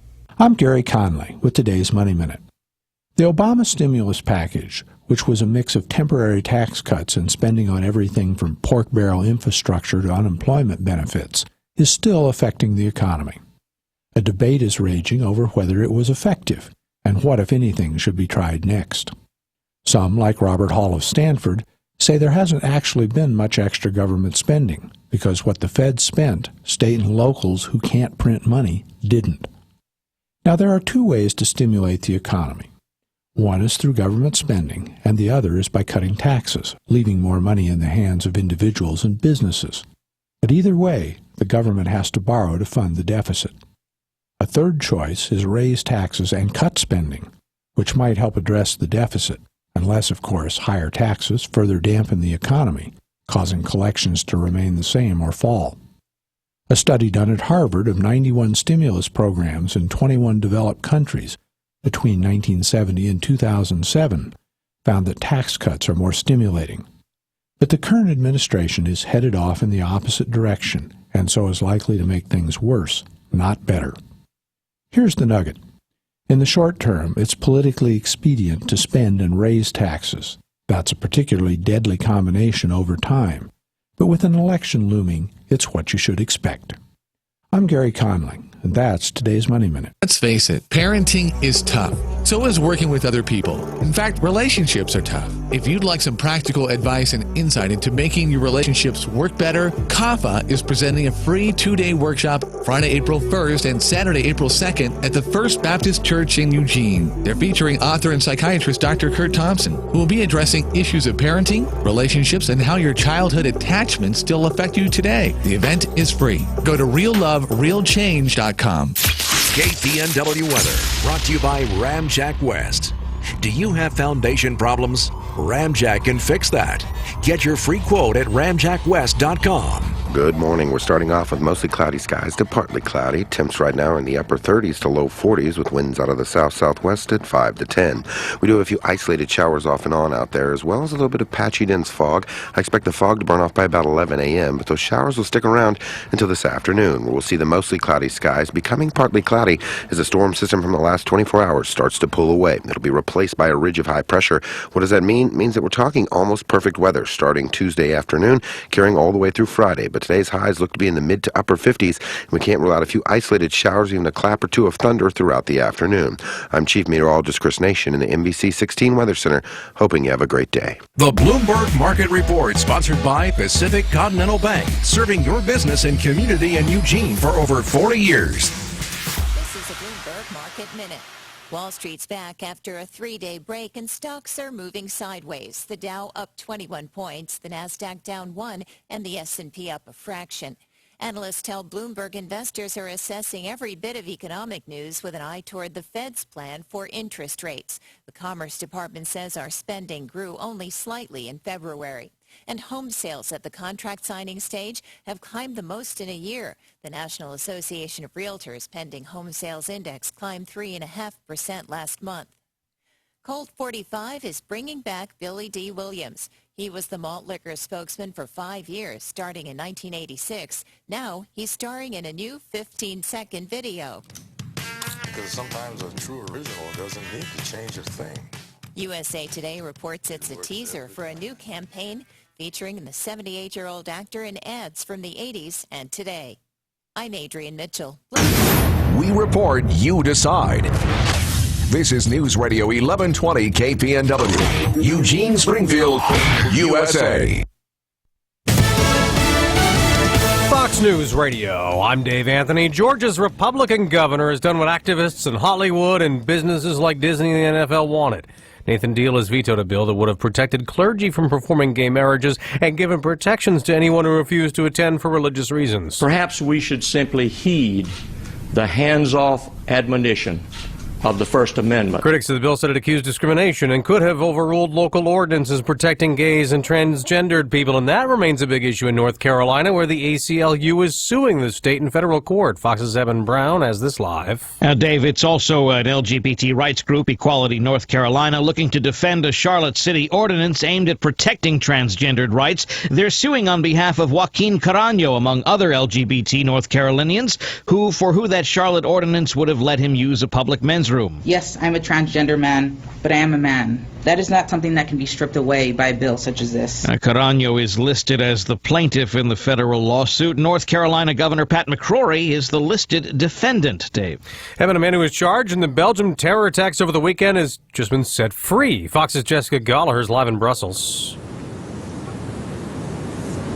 Dave, Faisal Shefu, initially believed to be the third individual seen in closed-circuit TV footage, along with two brothers suspected of being involved in the suicide attacks here at the airport and in the metro, has been released due to a lack of evidence. He had been charged with terrorist murder. Belgian police conducted 13 anti-terror raids on Sunday. This is 4 people have succumbed to their injuries from last Tuesday's triple bombings and died. At least 4 Americans are confirmed to be among the 35 victims. Meanwhile, Brussels International Airport will remain closed until at least Friday. Was supposed to open tomorrow, Dave. On Wall Street, not much movement today, Jessica. The Dow's up 1 point. Earlier, the government reported that consumer spending rose just 0.1% last month. Fox News Radio, fair and balanced. This tip of the week brought to you by Neurospine Institute. About 2% of the population has a condition known as scoliosis, or curvature of the spine. The vast majority of cases occur in children. Some schools sponsor scoliosis screenings, but parents can watch for symptoms such as uneven shoulders or waist, prominent shoulder blades, or leaning to one side. Adults are susceptible as well, especially if another family member has the condition. Detection and treatment are the best ways to prevent an existing problem from getting worse. The specialists at Neurospine Institute can properly diagnose scoliosis and determine the best treatment options for you or your child. Are you living with chronic pain? The specialists at Neurospine Institute can diagnose the problem and develop a personalized treatment plan to address your symptoms. Their comprehensive services include clinical and surgical procedures, sports medicine, physical therapy, medical imaging, and pain management. Neurospine Institute's medical professionals will work closely with your primary care or referring physician to ensure that you receive the best care and treatment. They serve all of Western Oregon with 2 locations, the main campus in Eugene and their Roseburg clinic. Visit neurospinellc.com today and get your life back. Former Illinois Governor Rod Blagojevich is not going to get any help getting out of prison from the U.S. Supreme Court. Fox's Jeff Manasso is live in Chicago. Dave, the U.S. Supreme Court has rejected disgraced former Democratic Governor Rod Blagojevich's appeal of his 2011 corruption convictions, including the attempt to sell the appointment of President Barack Obama's former Senate seat.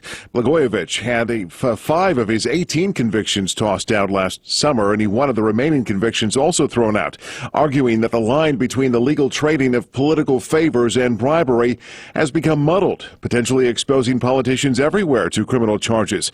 Though Blago's convictions will stand, as well as his 14-year prison sentence. Dave? Jeff, the biggest wildfire to ever burn in Kansas could be fanned by gusty winds today. It's torched 620 square miles, only about a third contained. Snow yesterday helped some, also helping the National Guard. Black Hawk helicopters dumping buckets of water. We're looking for the fire and the smoke. We can see the smoke first, and we fly to it. We're out there is just, is to get as many turns as safely and as quickly as possible. That's U.S. Army Captain Casey Atkins. The fire has burned down 6 homes. Another pipe bomb is being investigated in Southern California. The pipe bomb that exploded in an alley in Anaheim did minor damage, but now it has police investigating to see if it's related to 2 previous pipe bomb explosions. Officers were called to the area on Sunday afternoon, where the blast caused damage to the concrete wall of a closed business and a utility pole. The end cap of the device flew 45 feet and put a hole in a wooden fence. Nearby homes were voluntarily evacuated for about an hour until the bomb squad determined there were no other devices. An arrest was made in the earlier pipe bomb explosions, which happened in November and December. Tanya J. Powers, Fox News. Thousands of people are out on the White House lawn. Happy Easter! You guys brought the sun out? President Obama at the annual Easter egg roll. There'll be storytelling, musical performances, and a fun run with the First Lady. I'm Dave Anthony, Fox News Radio.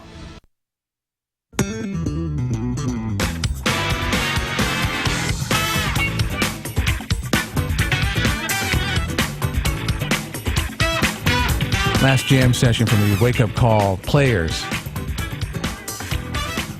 Feeling pretty good. They're coming along quite nicely. The Wake Up Call Band. 8:05 News Radio 1120 KPNW. Wow. Clouds have... Nice day all of a sudden. Yeah. Eh? I looked like 5 minutes ago, and it was gray and cloudy still, and we got the sunshine streaming through. Some nice cloud action. Cloudy today with still a slight chance of a shower, 53 for the high. Partly cloudy and 36 coming up tonight. Then tomorrow, 63 degrees. Sunshine 68 on Wednesday. Hitting the 70s on Thursday. Into the weekend we go, at least at this point with the extended forecast. Looking good. So, yay for that. 48 degrees right now at KPNW. Coming up, we're going to chat with former OIT basketball coach Danny Miles, we think. We thought we were going to talk with him on Friday. 45-year career, 3 national championships. He is second in all-time wins for all coaches. Danny Miles coming up. Also, Jerry from Serenity Lane and news, too. Yeah, we'll have these stories in depth. A high-speed chase on Highway 58 comes to an end at Odell Lake. Another high-speed chase ends in a police shooting. We'll have those 2 stories. We'll take a look at the snowpack in the Cascades and what it may portend for the summer. And, yes, landslides. We have them here in Oregon. We may have more. Be frightened. All brought to you by Burrito Amigos, the friendly ones here on KPNW. 8:07. Hi, I'm Bill London, Burrito Amigo's biggest fan, and here's a true food story. One day after the wake-up call, one of our staff members walked into the studio, fully admitting she had not visited Burrito Amigos and had ordered a beef breakfast burrito without a tortilla in a bowl. The phrase, "What is this stuff?" in a continuous chorus ensued. The consensus was that whatever was supposed to be in that burrito looked more like something pulled out of a clogged garbage disposal. Now, we could only identify egg. We think. We took pictures. Then another employee pointed out, with Burrito Amigos, when you bite into or open up a burrito, you can actually identify all the ingredients by sight. The Angus beef in the Machaca burrito looks like beef. The bacon is easily identifiable in the bacon burritos, along with the eggs and potatoes and peppers and everything else. Burrito Amigos serves real food that you can identify by sight and enjoy. Food should not be scary. It should be real, like at Burrito Amigos, the friendly ones in Eugene and Springfield. I'm Jeremy. And I'm Chris with Home Comfort. When we say the one to call, the one means no matter what the problem. From security lighting, generator systems, panel changeouts, service upgrades, with technicians available 24/7. Or HVAC, from routine cleanings to breakdowns. Home Comfort's locally supported by Mitsubishi Electric. So their Mitsubishi Electric factory-trained technicians will ready your house for any season. Make one call to 541-345-2838. Home Comfort, the one to call. When it comes to windows, doors, and installation, Discount Windows has you covered. Discount Windows has thousands of premium overstock windows on site and the lowest prices on stock windows, like Ply Gem vinyl windows and patio doors. Discount Windows ensures a quick turnaround on custom orders, too. We provide professional, affordable installation. Highway 99 in Junction City, open 7 days a week. Discount Windows, we do windows, doors, and installation for less. CCB 180018. Now, this morning's wake-up call with the latest news from the Northwest and your neighborhood. On News Radio 1120, KPNW. Good morning. This look at the news brought to you by Burrito Amigos, the friendly ones, featuring great breakfast burritos and fresh brewed, locally roasted coffee for a tasty start to your morning. Here's what's going on. Well, a man is in jail after leading state police on a high-speed pursuit for over 70 miles on Highway 58 Sunday night. Oregon State Police say they originally were responding to the report of a stolen vehicle when the man roared away in a 2001 Buick Regal. The pursuit started near Highway 58 and I-5 and ended when the suspect crashed a vehicle near Odell Lake. The man took off on foot. He was subsequently captured by the police, who were easily able to track him because he was, well, running in the snow. A man suffered life-threatening injuries in an officer-involved shooting south of Albany. Lynn County Sheriff's Office deputies attempted to contact a pair of people related to an ongoing investigation. The suspects fled in a pickup truck and led police on a high-speed chase, according to OSP Police Sergeant Kyle Hovey. The vehicle, a Chevy Silverado, led deputies on a pursuit to Saddle Butte Lane near 7 Mile Lane, where it left the roadway into a field. The deputies found that the vehicle a short time later and encountered the suspects where an officer-involved shooting occurred. 39-year-old Brian Eller, driver of the vehicle, was taken by air ambulance to the area hospital for life-threatening injuries. The female passenger in the vehicle was not injured and is cooperating with the investigation. Neither deputy was injured. The University of Oregon and Oregon State University officials are investigating after a number of anti-Semitic flyers were sent to networked printers and fax machines on the two campuses. Officials notified students that university offices had received copies of a flyer promoting anti-Semitic messages. OSU officials say the flyers did not appear to target the university specifically, and about 20 other universities across the country received similar flyers, including the U of O. OSU spokesman Steve Clark says the university is investigating the source of the flyers and making efforts to block university machines from receiving additional flyers. U of O police said their lead cybercrime specialist is investigating the hack and said it appears to be a nationwide incident. Springfield police spent 5 hours negotiating with a woman who held her partner at gunpoint inside their apartment and later refused to leave. Police originally responded to a domestic call at the Village Inn Apartments at 6 a.m. Saturday morning. When they arrived, they learned a woman was pointing a gun at her partner. They evacuated the neighbors. Emergency personnel negotiated with the woman, eventually letting the victim go. The woman then turned the firearm on herself. Police spent several hours negotiating and asked her to leave the house. The woman cooperated just before noon and was taken into custody.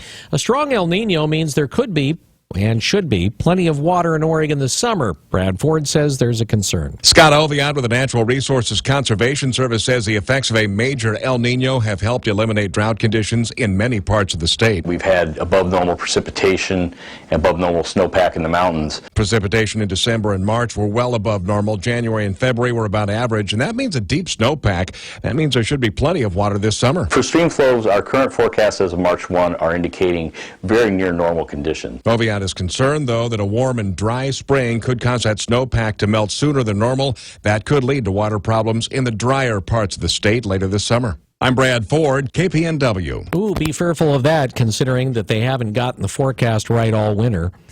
Numerous landslides in Oregon have already kept state agencies busy this winter, but officials warn the dangers aren't over. A state geology spokeswoman, Allie Ryan Hansen, says Oregon is in the midst of a pretty active landslide season after a relatively dry winter last year. Slides have closed state highways on the Oregon coast and in the Coast Range. In December, a woman was killed when a slide hit her home north of Florence.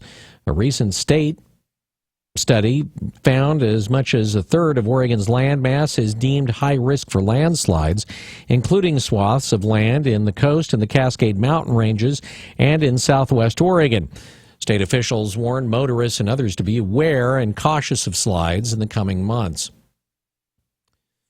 Officials say threats against police and public officials that started within hours of the January 26th death of ranching standoff leader Robert Lavoy Finicum have continued. One anonymous caller threatened to kill Governor Kate Brown on the day that Finicum died. Earlier this month, authorities documented 80 threats against police officers and others. Finicum was shot by state troopers while he was in a snowdrift. He and others were part of the takeover of the Malheur National Wildlife Refuge.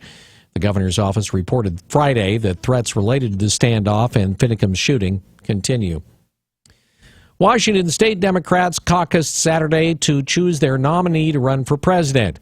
Supporters of Bernie Sanders and Hillary Clinton got to explain why their candidate should win. There is no reason why someone should have to take time off of the campaign trail to go raise money from people who make more in a year than I'll make in my entire life. She cares about what's happened with women's issues. It took 60 years to get the women's vote. And then it came down to the voting, and Bernie Sanders pretty much took it all. For Bernie Sanders, 98 votes. For Hillary Clinton, 7 votes. And that's the way it was, caucus group to caucus group to caucus group. Bernie Sanders winning the Washington caucus 73 to 27%. Sanders also won Hawaii and Alaska. 2 people killed Sunday when they were hit by a passenger train south of Oregon City. The Clackamas County Sheriff's Office says an Amtrak train traveling from Eugene to Portland hit 2 people on the railroad tracks around 11 a.m. Deputy Marcus Mendoza said in a statement that initial interviews suggest the deaths were suicide. The collision occurred in an area that's closed to pedestrians. Amtrak spokesman Mike Tolbert says 38 passengers were aboard the train. No injuries reported. Tolbert says the train traveled on to Portland by Sunday afternoon. Law enforcement representatives from Amtrak and Union Pacific are assisting the sheriff's office in the investigation. Well, the family at the center of a fishing license scam in Depot Bay has pleaded guilty. 67-year-old Timothy Harmon, 52-year-old Julie Harmon, and daughter 24-year-old Eva pleaded guilty to violations of a wildlife law and pleaded guilty to racketeering. The family is accused of selling 270,000 fishing licenses to customers of Tradewinds Charter for $16.75 each, and then keeping the money instead of actually purchasing the licenses from the Oregon Department of Fish and Wildlife. The Lake Oswego family and owners of Tradewinds Charter Service have been ordered to sell the business to pay restitution for more than $125,000. As part of the plea agreement, charges were dropped against 6 other people involved with Tradewinds who were originally charged in August.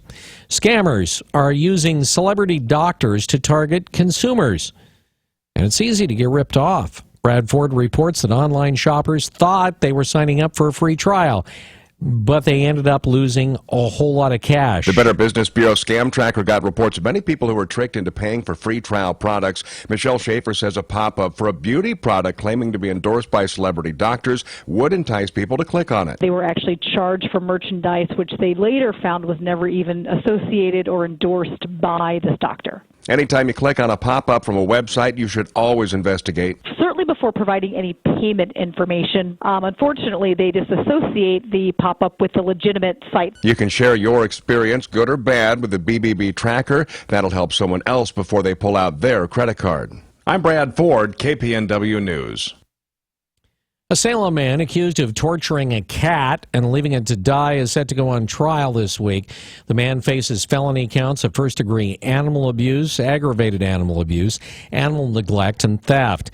He's accused of trapping the cat, which was someone else's, and then leaving it in the heat to starve to death.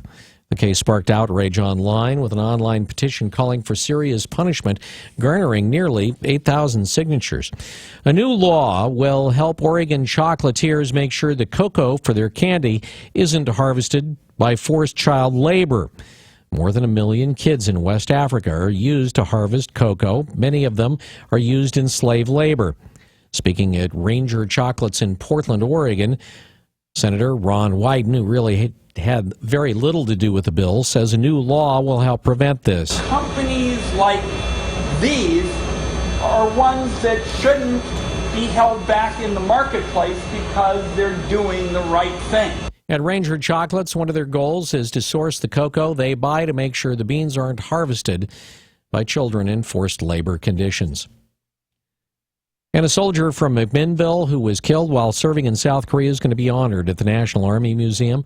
After the museum opens, Sergeant First Class Gene Balcom will be one of the first of 41 soldiers whose stories will be told on the steel pylons in the gallery at Fort Belvoir, Virginia's museum, which is yet to be built. Balcom was shot by a fellow soldier while she was working as a military police officer in South Korea back in 1999. She had arrested a man for drinking off base without permission when a third man attempted to shoot him before he could reveal who supplied the booze. Balcom stepped in between the prisoner and the gunman. She was posthumously awarded the Soldier's Medal for heroism in the face of danger. It's 8:20. This look at the news brought to you by Burrito Amigos, the friendly ones. You're up to date from KPNW. Wake Up Call Sports on News Radio 1120 KPNW. Best ever Oregon Duck men's basketball season came to an abrupt end on Saturday when it ran into a buzzsaw named Buddy. After perhaps throwing everything into the Duke win a few days before, the Ducks had very little. Oklahoma carved up an 80-68 whipping in the Elite Eight game. Buddy Hield could not miss, 37 points. Sooners will play Villanova. Be interesting to see how much they have left as they choked out Kansas in a shocker. Final Four set, and I doubt you had 10-seeded Syracuse making it, but they have the Orange Shock #1 Virginia after being down by 13 in the second half. They'll take on Carolina.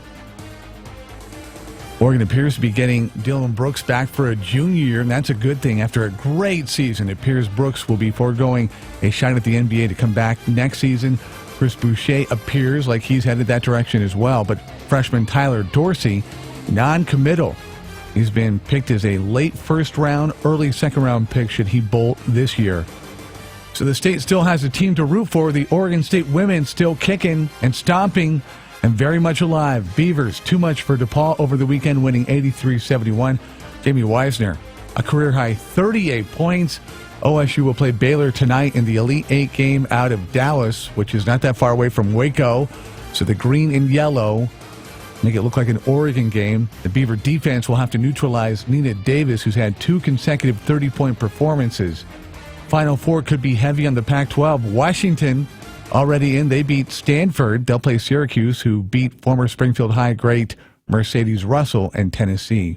Oregon softball team undefeated at new Jane Sanders Stadium. The inaugural weekend, good things for them as they swept Stanford.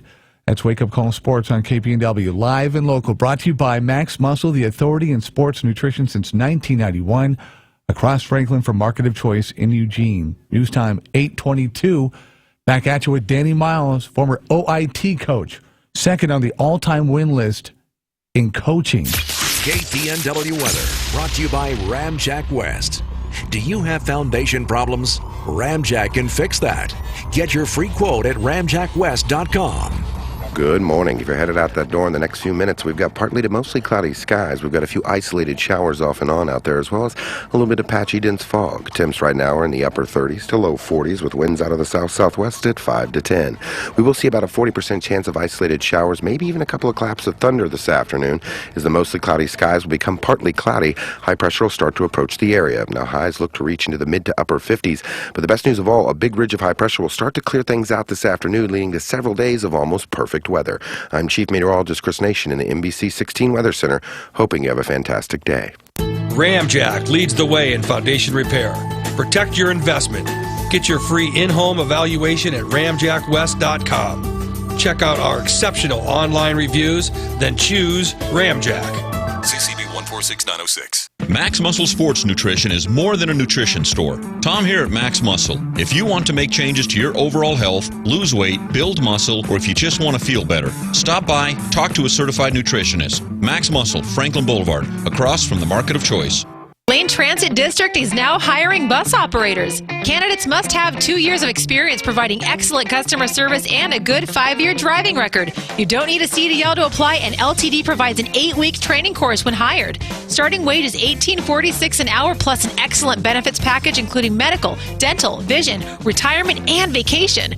Work for a union with great people at a great company in the Eugene-Springfield area. Apply online at ltd.org. That's ltd.org. If you need to sell your home, listen up. Lars here to tell you about a real estate agent right in Lane County that takes the stress out of selling a home. I'm talking about Jeremy Parmenter of Keller Williams Realty. Jeremy has a marketing system for selling homes on a whole different level than anyone you're going to talk to in Lane County. Jeremy works with the top real estate developer in Oregon, and week after week, Jeremy attracts hundreds of buyers, which creates demand and helps your home sell fast and for top dollar. That's why Jeremy offers a home sale guarantee. If Jeremy can't sell your home at a price and deadline you agreed to, he'll buy it. Plus, it's risk-free. If he isn't doing his job after one day, you can fire him. But don't worry, you won't, because he outsells the average agent 8 to 1. If I needed to sell my home and lived in Lane County, I'd call up Jeremy. Call Jeremy today at 541-255-5685. That's 541-255-5685. And start packing. Turn the clock back and engage engage your imagination as Radio Redux reprises radio days of yesteryear. Performing at the Holt Center on April 8th and 10th, Radio Redux turns its critically acclaimed retro-modern radio storytelling talents loose on the hit comedy It Happened One Night. Get in on the fun of this madcap road trip romance between a spoiled socialite and a roguish reporter. Lots of laughs in Radio Redux's stage version of the Oscar-winning film. It Happened One Night at the Holt Center on April 8th and 10th. Get your tickets today. Pacific Continental Bank is proud to call the Eugene-Springfield area home for more than 40 years. As your local banker, partner, and neighbor, we are committed to the health and sustainability of your business and our community. We know it takes more than a loan or deposit to help you succeed. It takes people who know you, your business, and your community. Who says we can't be more than a bank? Pacific Continental Bank, the right bank. Learn more at therightbank.com. Member FDIC. This is a heavy dose of hard-hitting wake-up call. This is the wake-up call. For one thing, thank you so much. Holloway in London and the wake-up call. Yeah, I love what you do. On News Radio 1120, KPNW. Talked to many different people getting into college basketball during March Madness, so it's on the minds of a lot of people out there. Our next guest has been a national champ 3 times during his historic 45-year career at Oregon Tech. Danny Miles, pretty much, he's got an award and accomplishment list that would take the rest of the show to acknowledge. Let's put it this way. Danny Miles was not a good coach. He was one of the greatest ever. In fact, only one coach has more games won, and it's not Coach K. I think some people might think he is number 1. He's actually 3rd. But Coach Miles has retired and is nice enough to interrupt his beauty sleep to join us on the wake-up call. Coach, welcome in. You there? Yes, can you hear me? Yeah, we got you. Finally. Okay, doing good. Yeah, all right. Well, welcome into the show. So, I don't know that I'm assuming you had a chance to watch the Oregon Ducks over the weekend, kind of meet their demise. What was your takeaway with Oregon, Oklahoma, maybe a reason why they finally bowed out? Of course, I was really hoping for the Ducks. I'm Coach Parnell, our new coach, myself. We're going to the Final Four, and we're really hoping that Oregon could be there. It's been a lot of fun and really exciting to have all the Oregon fans and stuff there, too. And this is too bad they lost. Buddy Hield was unbelievable, and they had some other guys just knock down some shots. And that's the thing. And same thing happened to Virginia yesterday. You know, they're up 15, and they go on a 28. I think they got outscored 28-9 or whatever. You just never know. If the balls are dropping, especially 3-pointers, it's hard to stop people at certain nights. I'm always amazed at how coaches have such an innate ability to get teams focused and really up for incredible games. You, of course, 3 times national champs. How did you go about that? I mean, I'm sure some of it conscious, some of it not. How did you get teams ready and so that they were focused for one objective? Well, we kind of had the guys, especially after the first year, we were the lowest seeded team to ever win the national championship, and the second time we won, we were the second lowest seed to ever win it. And we told our kids, especially 32-team tournament, you had to win 5 games in either 6 or 7 days. So it was a very difficult tournament. But we felt if we could pull off that upset in like round 2, we were in their bracket, and we could keep it going. And that's the key thing. And sometimes you catch a team off guard a little bit, a number 1 team in the nation, which we beat a couple times on the run early in the tournament. And we just got it going. And we felt our scheme, our defensive scheme, we always felt we could defend the Princeton, the offense, the dribble drive, and the flex with what we do. And so we didn't have to make great adjustments from game to game. And some teams have to make such a great adjustment in 24 hours. It's very difficult to win. I see, by the way, the one website says you're not officially retired until July. Is that correct? Yeah, that's true. Yeah.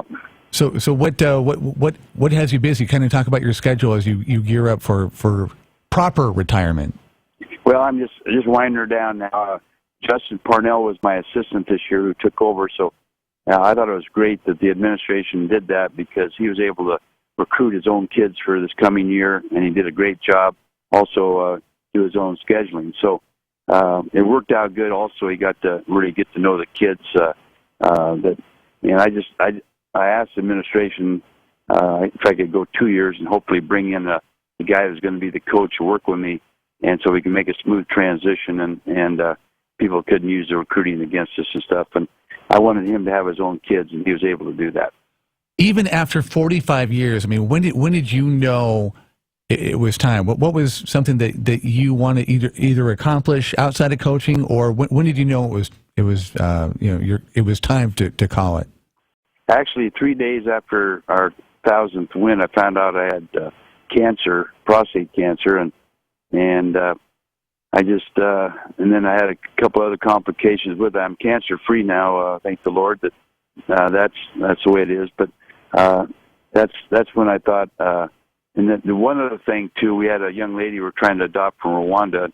I was going to put her through school, and we had a tough time getting her over here because of the student visa thing, and so I was going to go until I was about 72, and but because of the cancer and a couple of things like that, I decided to make it shorter, and again, if I'd have known I was going to be cancer free, I'd probably still be coaching. But I decided 70 years old, I just turned 70, it's time to maybe give it up. It's amazing what that dreaded C, kind of how it puts things in perspective. I'm sure you kind of have a new vantage point. Oh, you bet. I decided, in fact, I moved over to Shady Cove, living on the Rogue River, something I always wanted to do. We did that actually a year and a half ago just because I didn't know what my situation is going to be, and I wanted to make sure I lived there for a while at least. And so we live in a beautiful place. I commute back and forth, and I was on part-time these last 7 or 8 years anyway, and so I've already got all my part-time stuff in. I don't have to go over very often till July. Great news about the cancer-free. That's awesome. Well, thank you. Justin Parnell, he was one of your great players. What kind of was he somebody that you always in the back of your mind kind of had as somebody that you wanted to kind of take your place, or how did he get to be the person? Well, I was hoping somebody, they'd get one of the Oregon Tech guys. We talk about Oregon Tech guys all the time, and it's a pretty meaningful thing in our program. And he was a kid that was first-team All-American for us. He coached with me. This is his third year he's coached with me. And I was hoping that they would select an Oregon Tech guy. There was two of them up for the job. In fact, the other one was Alex Carlson, who went 32-2 with the women's team at Southern Oregon this year, almost won the national championship, and Justin. And I told both of them, I love them both like a son, and whoever got the job, I'd back 100%. And Justin got the job, and Alex, got the job at Southern Oregon, doing a great job. But I just felt it was great. We've had great success there, and I know our fans will just love Justin. He'll do a tremendous job, and it'll be a smooth transition for them also. Coach, what have you? I'm sure you thought about this. What are you going to miss the most? Oh, it's every day coming to work for 45 years. It was exciting. I've been a college coach. You're always, I was coaching 3 sports for quite a while, my first few years and stuff. But it's exciting coming to work and putting the puzzle together. I always thought that was the most fun. And, the games are great and stuff, but then the travel's difficult, especially at our level. You're on a bus going all over the Northwest, and a lot of 6 a.m. trips coming home and things like that. But I think the most fun, I know I read something about another coach, a very good coach, that, he talked about putting the puzzle together too, and I think that's what's fun. Talking to Danny Miles, 3-time NAIA Coach of the Year, retiring after 45 years at OIT. When you started in 1971, what was the plan? What if we were to talk to Danny then, what do you think the game plan was? Maybe it was to be there for 45 years. Well, I got hired as a 3-sport athlete in college, and I got hired, I think, at 23 years old because I could coach all 3 sports, and I came in as assistant in all 3.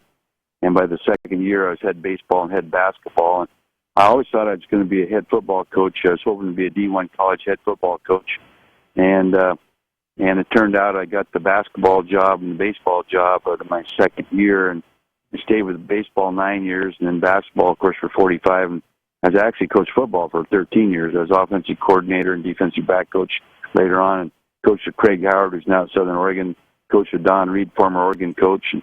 And so back then, we didn't, not too many guys coached 3 sports, but in the early 70s, late 60s, most all the coaches were head coach in one thing and maybe assistant in another, and so I was kind of an old school guy, but stuck with it for quite a while. And I never dreamed that I would coach 45 years in basketball. You don't even consider that, but as it turned out, it was a great ride, and I was very blessed with the people I got to coach with and coach kids I got to coach.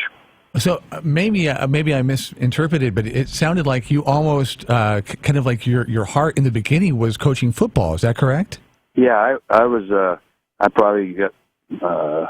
Football was a really great sport for me, and I played in Medford High School. We were state champs and great football tradition. I was lucky to play on some real good teams in Southern Oregon, and I actually went to Oregon State originally on a baseball scholarship, and I played for the Eugene Ducks when I was 16. In the late summer, their shortstop got hurt. I went up and played 16 games. I was going to play for Don Kirsch. Ended up having a scholarship at Oregon State too, and I wanted to play football. And I got in an accident, and after the fall quarter, and transferred to Southern Oregon. But football was probably the thing most people thought I was going to be coaching. I'm sure there were opportunities over the 45 years. I mean, it's kind of hard to fly stealth under the radar. What can you talk about any of the programs that beckon for your coaching services, and maybe why you didn't go, why the fit wasn't right? Well, there's several times Southern Oregon. I had a chance to go to Southern Oregon, and even as a late in the last 7-8 years, a chance to be the athletic director there. The Lewis and Clark State offered me the job a couple of years ago, and guys talked me out of it and told me this, you need to stay where you're at, and which I thought was a very good advice. And there was a few other schools along the road that, but it seemed like I had three boys that ended up all playing D1 baseball, and baseball was really big to them, and they all played three sports and stuff. And it seemed like every time something came up, because the kids ingrained in their high schools and stuff, I just didn't want to move them. And but I felt, I remember Frosty Westring told me one time, the big time's where you're at. And after about 20 years, I really felt that way. I thought this was my UCLA right here. And we had great crowds. The one thing we never, we have a lot of Duck and Beaver fans in Klamath Falls, but it's very difficult for them to get the games, long ways to go. So we got the best crowds in the Northwest for years. And it was, I was fortunate to be where I was at. I liked the people, and it was a great place to live and raise a family. Talk about, as a coach, the difference in the student athlete from, say, the 70s and 80s to, say, 2016 during your tenure, the good and the bad. Well, I think, kids are just as good at kids now as they've ever been. They work hard, and I think the tough thing right now is the social media. I think, and I think parents, for some reason, I think the first 40 years, I don't know if I had more than 2 or 3 phone calls from parents. It seemed like the last 3 or 4 years. Of course, I can't tweet or do any of that kind of stuff, so I don't have to worry about that. But getting phone calls and parents calling about playing time and things like that. And finally, I told my kids a couple years ago, if I get another call from a parent, you're not playing anymore. I said, you're college kids, you tell them to back it off, and I haven't had a call since. But that's a big difference. I think just parents getting too involved, and they don't realize their kids are now in college, and they're young men, young women, and parents don't need to bother the coach. All right, one of those final questions. When you think about your 45 years, if they were to make, or when they make the movie about Danny Miles, the coach, is there a moment that you make, you're going to talk to the Hollywood people and say, it's got to be in there, something that stood out either on a plane somewhere, plane or bus somewhere, a hotel, maybe a sideline, in the locker room? Is there a moment, a quintessential moment that you think, I will remember that for the next 20 to 30 years during your coaching? Well, I think there's a situation came up one time. We were playing Life University, coached by Roger Kaiser. He's a tremendous coach. He was considered the greatest athlete ever. He was first-team All-American at Georgia Tech, and was first-team All-American with Jerry Lucas, and second-team All-American one year with Jerry West and Oscar Robertson. Well, he's a friend of mine, and he came out 6 straight years to play us, and they went 37-0 except for the game against us. We were the only team that beat them. And one of my things I always wanted to have happen was have one of my worst, not my worst player, but, it happened to be my 12th player on the team. We had 4 guys foul out. He got fouled going to the hoop with 1 second to go. And a little guy hadn't scored. He only scored 2 points all season. This game about number 12 or 14. Never scored hardly anything afterwards. But they fouled him going in for a layup. They tried to ice him, and he came over and says, "Coach, this is just like Hoosiers." And I said, "Yeah, but you're not going to shoot underhand." And so he got up there and he knocked down one. They tried to ice him again. He hit the other one. It's the only time in my coaching career where a player got carried off the court by the crowd. And it was really neat. He was a kid that just didn't play hardly at all, named Jake Carr out of North Medford High School. And but to have your bottom kid be the hero, and especially such a big game, was real special. I'll never forget that. We have a picture of him up in the lobby and showing an Oregon Tech guy becoming the hero, and it was pretty special. That's awesome. Coach, hey, congratulations on the amazing career, and enjoy the rest. Okay, well, thank you very much. Appreciate it. Absolutely. Danny Miles, longtime coach, retiring after 45 years, 3-time national champ down there at Oregon Tech. 841 KPNW. The Bloomberg Market Report, sponsored by Pacific Continental Bank, serving your business and community in Eugene for over 40 years. This is a Bloomberg Market Minute. Stocks aren't straying too far from where they began. The Dow down 6 points, the Nasdaq down 9, and the S&P down just 1 point. As oil sheds some of its recent gains, crude futures are down a little more than 1%, 46 cents to $39 a barrel. The Chinese insurance group that owns the Waldorf Astoria is not giving up on vastly expanding its empire. Anbang is now offering $14 billion for Starwood Hotels, the owner of such brands as Sheraton, W, and St. Regis. That improves on Marriott's recent and also improved offer for Starwood. Investors seem to think the court battle over the Staples Office Depot merger will favor the office supply chains. The FTC has had setbacks that have damaged the credibility of its case, and the retailer's attorneys have been chipping away at the FTC's theory that the merger will harm competition. Staples shares are up slightly. I'm Adrienne Mitchell, Bloomberg Radio. When you take the train, there's no telling what adventures await you. But that didn't stop us from speculating.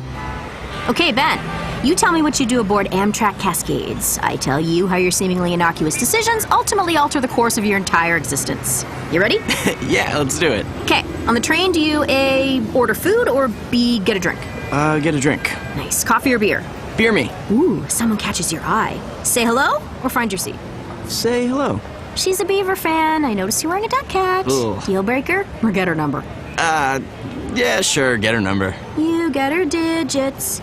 After 6 months of dating, you adopt a rescue dog and you name her Pork Chop. And 4 months later, you propose on the jumbo screen at the Civil War. She spills her drink on you. Boo. But says yes. Yay. Whoa. Yeah, want to know your kids' names?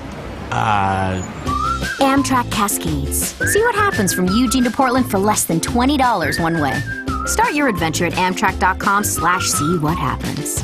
Restrictions may apply. When you need painting, you want the best. Fitzpatrick Painting. Don't settle for less. Specializing in house repaints, interior and exterior, and commercial buildings, Fitzpatrick Painting also provides a full line of carpentry services and so much more. Experience the difference. Find them at fitzpatrickpainting.com for your free estimate and more information. Fitzpatrick Painting. Unsurpassed in customer service and quality. KPNW weather, brought to you by Ramjack West. Do you have foundation problems? Ramjack can fix that. Get your free quote at ramjackwest.com. Good morning. We're starting off with mostly cloudy skies to partly cloudy. Temps right now are in the upper 30s to low 40s with winds out of the south-southwest at 5 to 10. We do have a few isolated showers off and on out there, as well as a little bit of patchy dense fog. I expect the fog to burn off by about 11 a.m., but those showers will stick around until this afternoon, where we'll see the mostly cloudy skies becoming partly cloudy as the storm system from the last 24 hours starts to pull away. It'll be replaced by a ridge of high pressure. What does that mean? It means that we're talking almost perfect weather starting Tuesday afternoon, carrying all the way through Friday. But today's highs look to be in the mid to upper 50s, and we can't rule out a few isolated showers, even a clap or two of thunder throughout the afternoon. I'm Chief Meteorologist Chris Nation in the NBC 16 Weather Center, hoping you have a great day. Mornings are a little different with a wake-up call. You're an embarrassment to nature. Do you know that? Holloway in London. On News Radio 1120 KPNW. 8:45. So we're just talking to Danny Miles, longtime coach and athlete here in the state of Oregon. And we find out that Jerry Jesfold, who was quite the athlete in the day over there at South Eugene, used to compete against Danny. Yep. Which sports in particular? Primarily baseball. They had the Southern Division down there, and so they competed down there, and then we competed up here. But in the playoffs and stuff, we got to compete against each other occasionally. So whenever you would play him, it would be a pretty notable game. We're not talking about just exhibition. Oh no, Yeah. This was pretty high end back in that day. Were you back in the day, South Eugene and North Eugene had to play at MacArthur Court because we'd fill the place. We were both 1 and 2 in the state, back and forth, and so it was quite a deal. That must have been a hard ticket to get. Well, it was sold out whenever we played, so it was kind of neat. Was that I don't know if that was that maybe, I'm trying to think of the other age, not Danny, but Don was dad, and I'm trying to remember the name of the other brothers too, but no, they were around us. Okay. Wow. I had to be kind of close to the I kick myself still for not going to see a couple of years ago. You had Kevin Love taking on Singler. Yes. And it was for the state championship. I'm thinking, I know they're both going to go to the NBA, and I wished I would have gone to that game. Yeah. Spectacular. Good athletes, good basketball players. Well, welcome back to the show. Thank you. What do we need to know about Serenity Lane these days? What I thought we'd do is just kind of complete our discussion from last month. We got kind of cut off, and I know you guys were running short on time, but we were talking a little bit about our use of medications to kind of stabilize patients when they have to go to a more severe treatment of residential treatment. So. And I'm going to jump ahead a little bit, and then we can back up. But Bill had asked the question, and I haven't forgotten this. Is Bill there? Yeah. Hi, Bill. Hi. You had asked the question. Well, what is a methadone for? And the kinds of things that we were talking about was, stabilizing folks that reach a severe substance use disorder. And then, in addition to that, beyond, there's the methadone, and it's called a methadone maintenance program, and that's where you take, we've done this for decades, heroin addicts in particular, and substitute, frankly, methadone for heroin, and it takes away, the withdrawal, and it kind of allows them to carry on in life without having to steal and prostitute or deal or whatever they have to do to come up with the money to afford the drug. So it's kind of a governmental program that was put in place to kind of take away from the illegal activities to support it. Okay. And then more recently, there are docs that are prescribing methadone for pain management, which I would caution your listeners to be careful with that one. We see people that inadvertently develop a dependency on methadone and don't realize it until they don't have the drug. One of the things that and this is on the subject and kind of off the subject, a lot of discussion recently has been had about, these codeine derivatives, morphine, OxyContin, et cetera, and that now the American Medical Association and others are saying that we need to crack down on prescribing these. And, for those who need the things, and I'm not talking about somebody who needs them because they're addicted. No. I'm talking about people who are in pain. Yeah. I'm worried that we're going the other direction where people that actually, are in pain and could use the relief are not going to be given the prescriptions that are out there that are available to them because, we don't want to turn you into an addict. Your point is well taken, Bill. And, that's the American way. We kind of swing from one extreme to the other. And then we go, oh, my God, what are we doing? I mean, we do have an opiate dependency problem in this country. There's no question about that. And so then the overreaction the other way is limit or minimize the amount of opiates that you prescribe. And the appropriate use is always there and should be there, I think, for folks to minimize at least the amount of pain that they're suffering from, because that can be very debilitating in itself. So what's the answer? Well, moderation, I guess, would be the best way. Most things in moderation are not going to be harmful, but there are folks that, unfortunately, as they head down that path we see a lot of healthcare professionals that go down the path of appropriately treating pain, only to find that they do develop a opiate use disorder, and then the desperation on their part is to start either taking their patients' pain medications, or diverting, or forging scripts, and doing things that they wouldn't normally have done had they not gone down that path. And I wrote an article on this years ago, and the point that I made in closing was, as a consumer, we need to pay attention to what a drug is doing to us, not just what it's doing for us. And unfortunately, we don't understand what it's doing to us until it's oftentimes too late. Talking to Jerry Jesfold with Serenity Lane. After the conversation that we did have, somebody was kind of just made a kind of a blanket statement about drugs on drugs, and I think typically you're going to get that a lot, where people just kind of say, well, that's just wrong, and kind of on top of what Bill was talking about. I mean, how do you have, with somebody that just kind of wants to shut off and has that response, how do you engage with them? What kind of things do you use? Well, I think it's important for patients to be candid with their physicians and prescribing physicians, with their pharmacists. I mean, we now have in the state of Oregon a tracking system through the Board of Pharmacy that all controlled substances that are prescribed, those prescriptions are provided to the database at the Board of Pharmacy. And so when that database starts throwing out that either a doctor is overprescribing opiates or appears to be, then there's just some questions that need to be asked. Why? And what can you show in the way of evidence that would indicate that that's appropriate medical use of those opiates?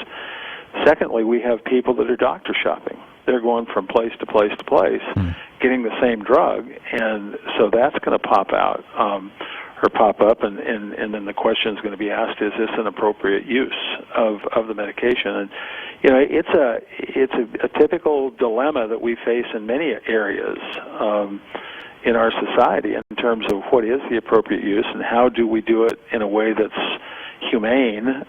On the subject of detox and using buprenorphine, for example, for opiate addicts, and taking away the withdrawal discomfort, I mean, that's just kind of a humane way of responding to a need, and trying to make it be appropriate to where it's not, it's not taken advantage of. Is there anything aside from your because I can kind of feel the outcry out there of people either with a loved one or themselves kind of going through this a similar circumstance. Is there anything that you recommend as far as in addition to your blog, anything that they can read or get a good healthy help? Well, interestingly enough, we when we get a prescription for any kind of a medication, there is information that's provided. Do we read it? No. I mean, oftentimes when we open it up and it's beyond legal size, that with small print, and of course those are the pharmaceutical companies that are explaining the side effects. For example, you're not going to have any kind of a mood-altering psychoactive substance or a pain medication or anything else that's not going to carry with it side effects. I tell the story about my mom when she passed away at 93. She was on 11 different medications, and half of them were to offset the side effects of the first half. And that's, in my opinion, that's kind of a cultural way that we have gotten to, and I blame the pharmaceutical companies for this. I mean, basically we have patients now going into doctors' offices asking for brand names. The pharmaceutical companies have done such a great job of marketing. So, I think we have to be a knowledgeable consumer, and then we need to take responsibility for appropriate use of medications. I mean, medications are wonderful. Your point, Bill, is well taken. I mean, there's a need for medications, and so I, as a consumer, need to take responsibility for that. My mom, unfortunately, in her, because of her day and age and growing up, well, the doctor prescribed it. Okay. Well, were you fully truthful to the doctor in terms of the other medications that you're taking, or, which sometimes we're not? That's a responsibility of me, the consumer. So it's a matter of kind of becoming more educated and not just looking for a quick way of dealing with something. So in other words, no. I would say no. There's not anything that somebody can kind of... Not unless people are going to take responsibility, and to learn more. And I think education is probably one of the best things that I can recommend. I again wrote an article on the fact that there are three things that can deal with the drug problem in America. One is education and prevention. Two is treatment, not open-ended, but a certain number of times that people are given an opportunity to get off of substances. And three, which is probably the most controversial, is harm reduction. Give them the drugs, and try to contain the damage that they do or harm that they do to the rest of society. We don't do well, I don't think, in terms of our ability to address this issue in our culture. And I think we're getting better, but I think we've got a long ways to go too. Good way to end this segment. How are things getting ready for the campus? It's open. We're open and running. Yeah, but how are things going? Good. Yeah, very good. It's just kind of a different experience walking into that place versus where we were in the old Lambda Chi Alpha fraternity house on 16th and Patterson. You know what they're going to do with that? They're evidently going to open a sorority there now. Are they really? Huh. Yeah. So the Harrison family, who bought it, is going to sell it to a sorority, is my understanding. There you go. So there'll be a few more parties there. Serenity, yeah. Yeah, I won't touch that one. Yeah, really. SerenityLane.org. You can get all the information on Jerry and everything that's going on. Jerry, thank you so much for your time. Thank you, Rob. Thank you, Bill. Take care. You guys take care as well. Have a great rest of your day and a great week. That's it for us. We'll see you tomorrow, 6:05. Northwest Burger inside the 5th Street Market features burgers so amazing they're an experience all their own. Freshly ground meat and local produce combined with the creativity of local chef Garrett Kirsch makes for a burger experience like no other. You'll get mouth-watering goodness in every single bite. Check out their menu and photos on Facebook. Northwest Burger, located in the 5th Street Market. It's not just a burger, it's an experience. Our customers tell us that shopping at St. Vincent de Paul is an adventure. It's like going on a treasure hunt, and finding treasures at bargain prices make it even more fun. What's more, the money you spend at St. Vincent de Paul helps thousands of people right here in Lane County. So have some fun, save some money, and do something nice for your neighbors. Shop St. Vincent de Paul, where you're likely to find just what you're looking for. St. Vincent de Paul, we're in the phone book. This message is sponsored by St. Vincent de Paul in association with Eugene area radio stations. Ears. Built for business. Waiting. No one enjoys it. With Comcast Business, you can do less of it. Because Comcast Business Internet is up to 5 times faster than DSL from the phone company, which means less waiting for things like security backups and file downloads. Plus, it's a better value when you select the fastest plan. So do what nearly 1,000 businesses do every day and choose Comcast Business. Unless you'd prefer to wait. Switch to Comcast Business Internet. Then add one voice line and TV for just $34.90 a month for 2 years. And ask about their low price guarantee. Call 800-501-6000 or visit ComcastBusiness.com. That's 800-501-6000. Comcast Business. Built for business. Offer ends 5/31/16. Restrictions apply. Equipment, taxes, and fees, including broadcast TV fee extra. Compares Comcast 100 megabits per second and 20 megabits per second DSL downloads. This is the sound of E. coli splashing around in raw hamburger juice on your cutting board. And it looks like Mom just put the tomatoes and onions on there too. Don't let E. coli mosh with your food. An estimated 3,000 Americans die from a foodborne illness each year. So always separate raw meat from vegetables on 2 cutting boards. Keep your family safe at foodsafety.gov. Brought to you by the USDA, HHS, and the Ad Council. Depend on us for breaking news from the local neighborhood to the global one. We are News Radio 1120 KPNW, Eugene, Springfield. Fox News Radio, I'm Lisa Brady. Under pressure from big businesses, Georgia's governor has vetoed a religious liberties bill. Fox Radio's Tanya J. Powers has this live. Governor Nathan Deal has rejected legislation allowing clergy to refuse performing gay marriage and protecting people who refuse to attend the ceremonies. Deal, a Republican, vetoed it today, saying he does not think we have to discriminate against anyone to protect the faith-based community in Georgia. I believe it is about the character of our state and the character of our people. Well, the bill passed by a Republican majority. Many had urged the governor to veto the bill, including the NFL, prominent Hollywood figures, film studios, and big-name Georgia-based companies like Coca-Cola. Lisa. And Tanya, North Carolina's governor is now being sued in federal court over the effort to force transgender students to use bathrooms assigned to their biological gender, and a state law that blocks local governments from stepping in with anti-discrimination rules. The legislature and Governor McCrory have done nothing less than encourage discrimination. The state ACLU's legal chief, Chris Brooks, supporters of the bathroom rule say it protects people from potential predators posing as transgender. A man suspected of being one of the airport bombers in Belgium apparently isn't. He's been released. Fox Radio's Jessica Gallagher live in Brussels. Lisa, Faisal Shefu, initially believed to be the third man on CCTV footage showing 2 brothers suspected of being involved in last week's triple suicide bombings here, has been released. The federal prosecutor's office says it has no evidence to hold Shefu, who was charged with terrorist murder on Saturday. Police are appealing for the public's help in identifying the man shown on closed-circuit TV footage, wearing a black hat, white coat, and pushing a trolley with a large bag. Officials say it appears the man left his bomb, fled, and the device failed to explode. Lisa. Thanks, Jessica. You're listening to Fox News Radio. Fair and balanced. This is an announcement for all people who want to take a risk-free challenge to whiten their teeth in 5 minutes using clinically proven power swabs. This risk-free challenge is for people whose smile has been yellowed by coffee, tea, or smoking. It's so effective, we challenge you to try it for 5 minutes to see how white your smile could be. If lines are busy, try again. Dial 1-800-663-1510. That's 1-800-663-1510. 1-800-663-1510. Oh, the Breathe Easies with another hit song, Vacuum Up the Floor. Vacuum up the floor.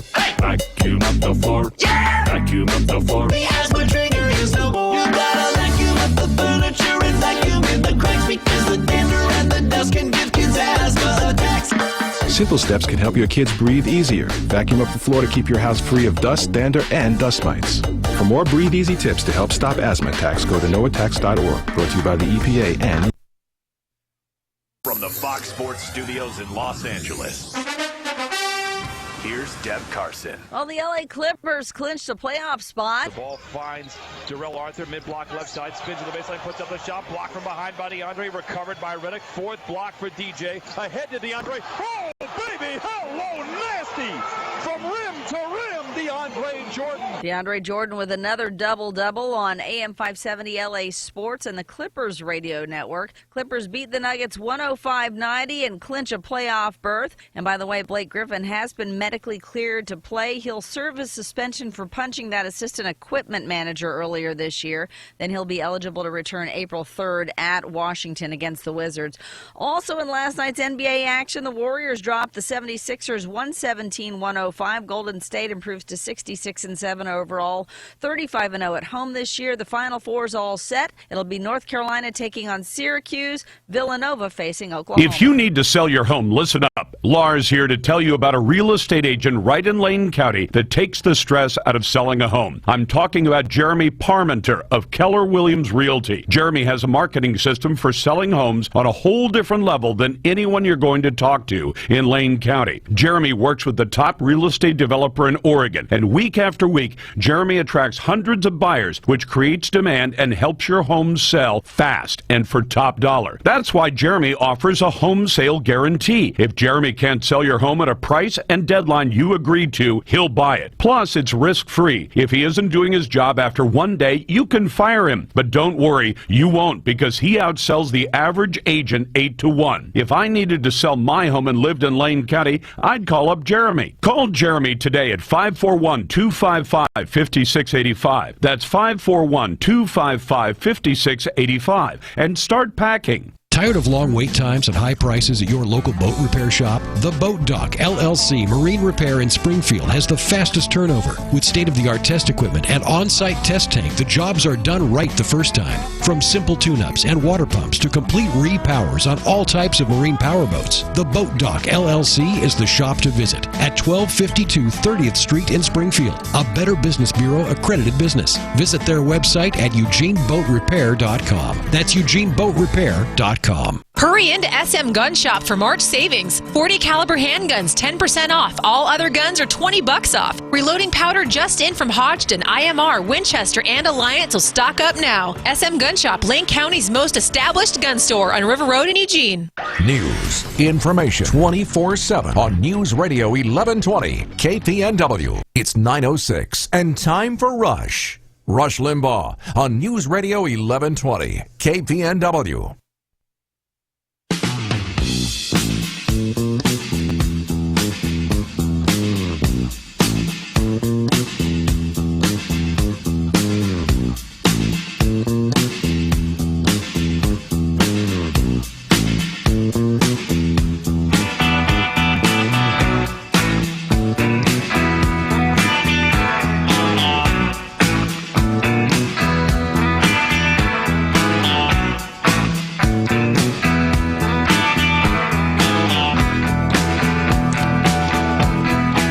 You remember last week, folks, after the Brussels terror attack, I spent significant time here on the EIB network explaining to you just what it was about Brussels being attacked that so shocked, frightened, scared the left.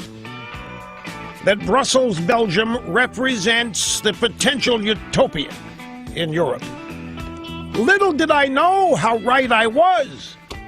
You know, my instincts are always right on the money, but on this one, man, there's even much more, and I can't wait to get into it, because what it is yet another lesson in a never-ending series of lessons on liberalism and the destructive nature it is. Greetings.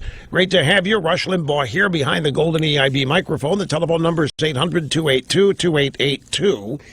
And the email address, ilrushbaugh@eibnet.com. Hope you had a great Easter. I hope you had a great weekend. I had some time to recharge. Voice is a little bit better today, so we're rocking and rolling and ready to go.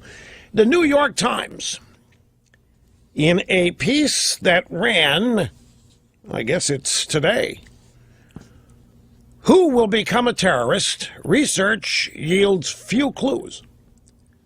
You believe this? The New York Times has been looking into who it is that becomes terrorists, and there's no way to know. There's no way to tell. It's impossible to ascertain in advance who is going to become a terrorist. Right here it is in the New York Times. The brothers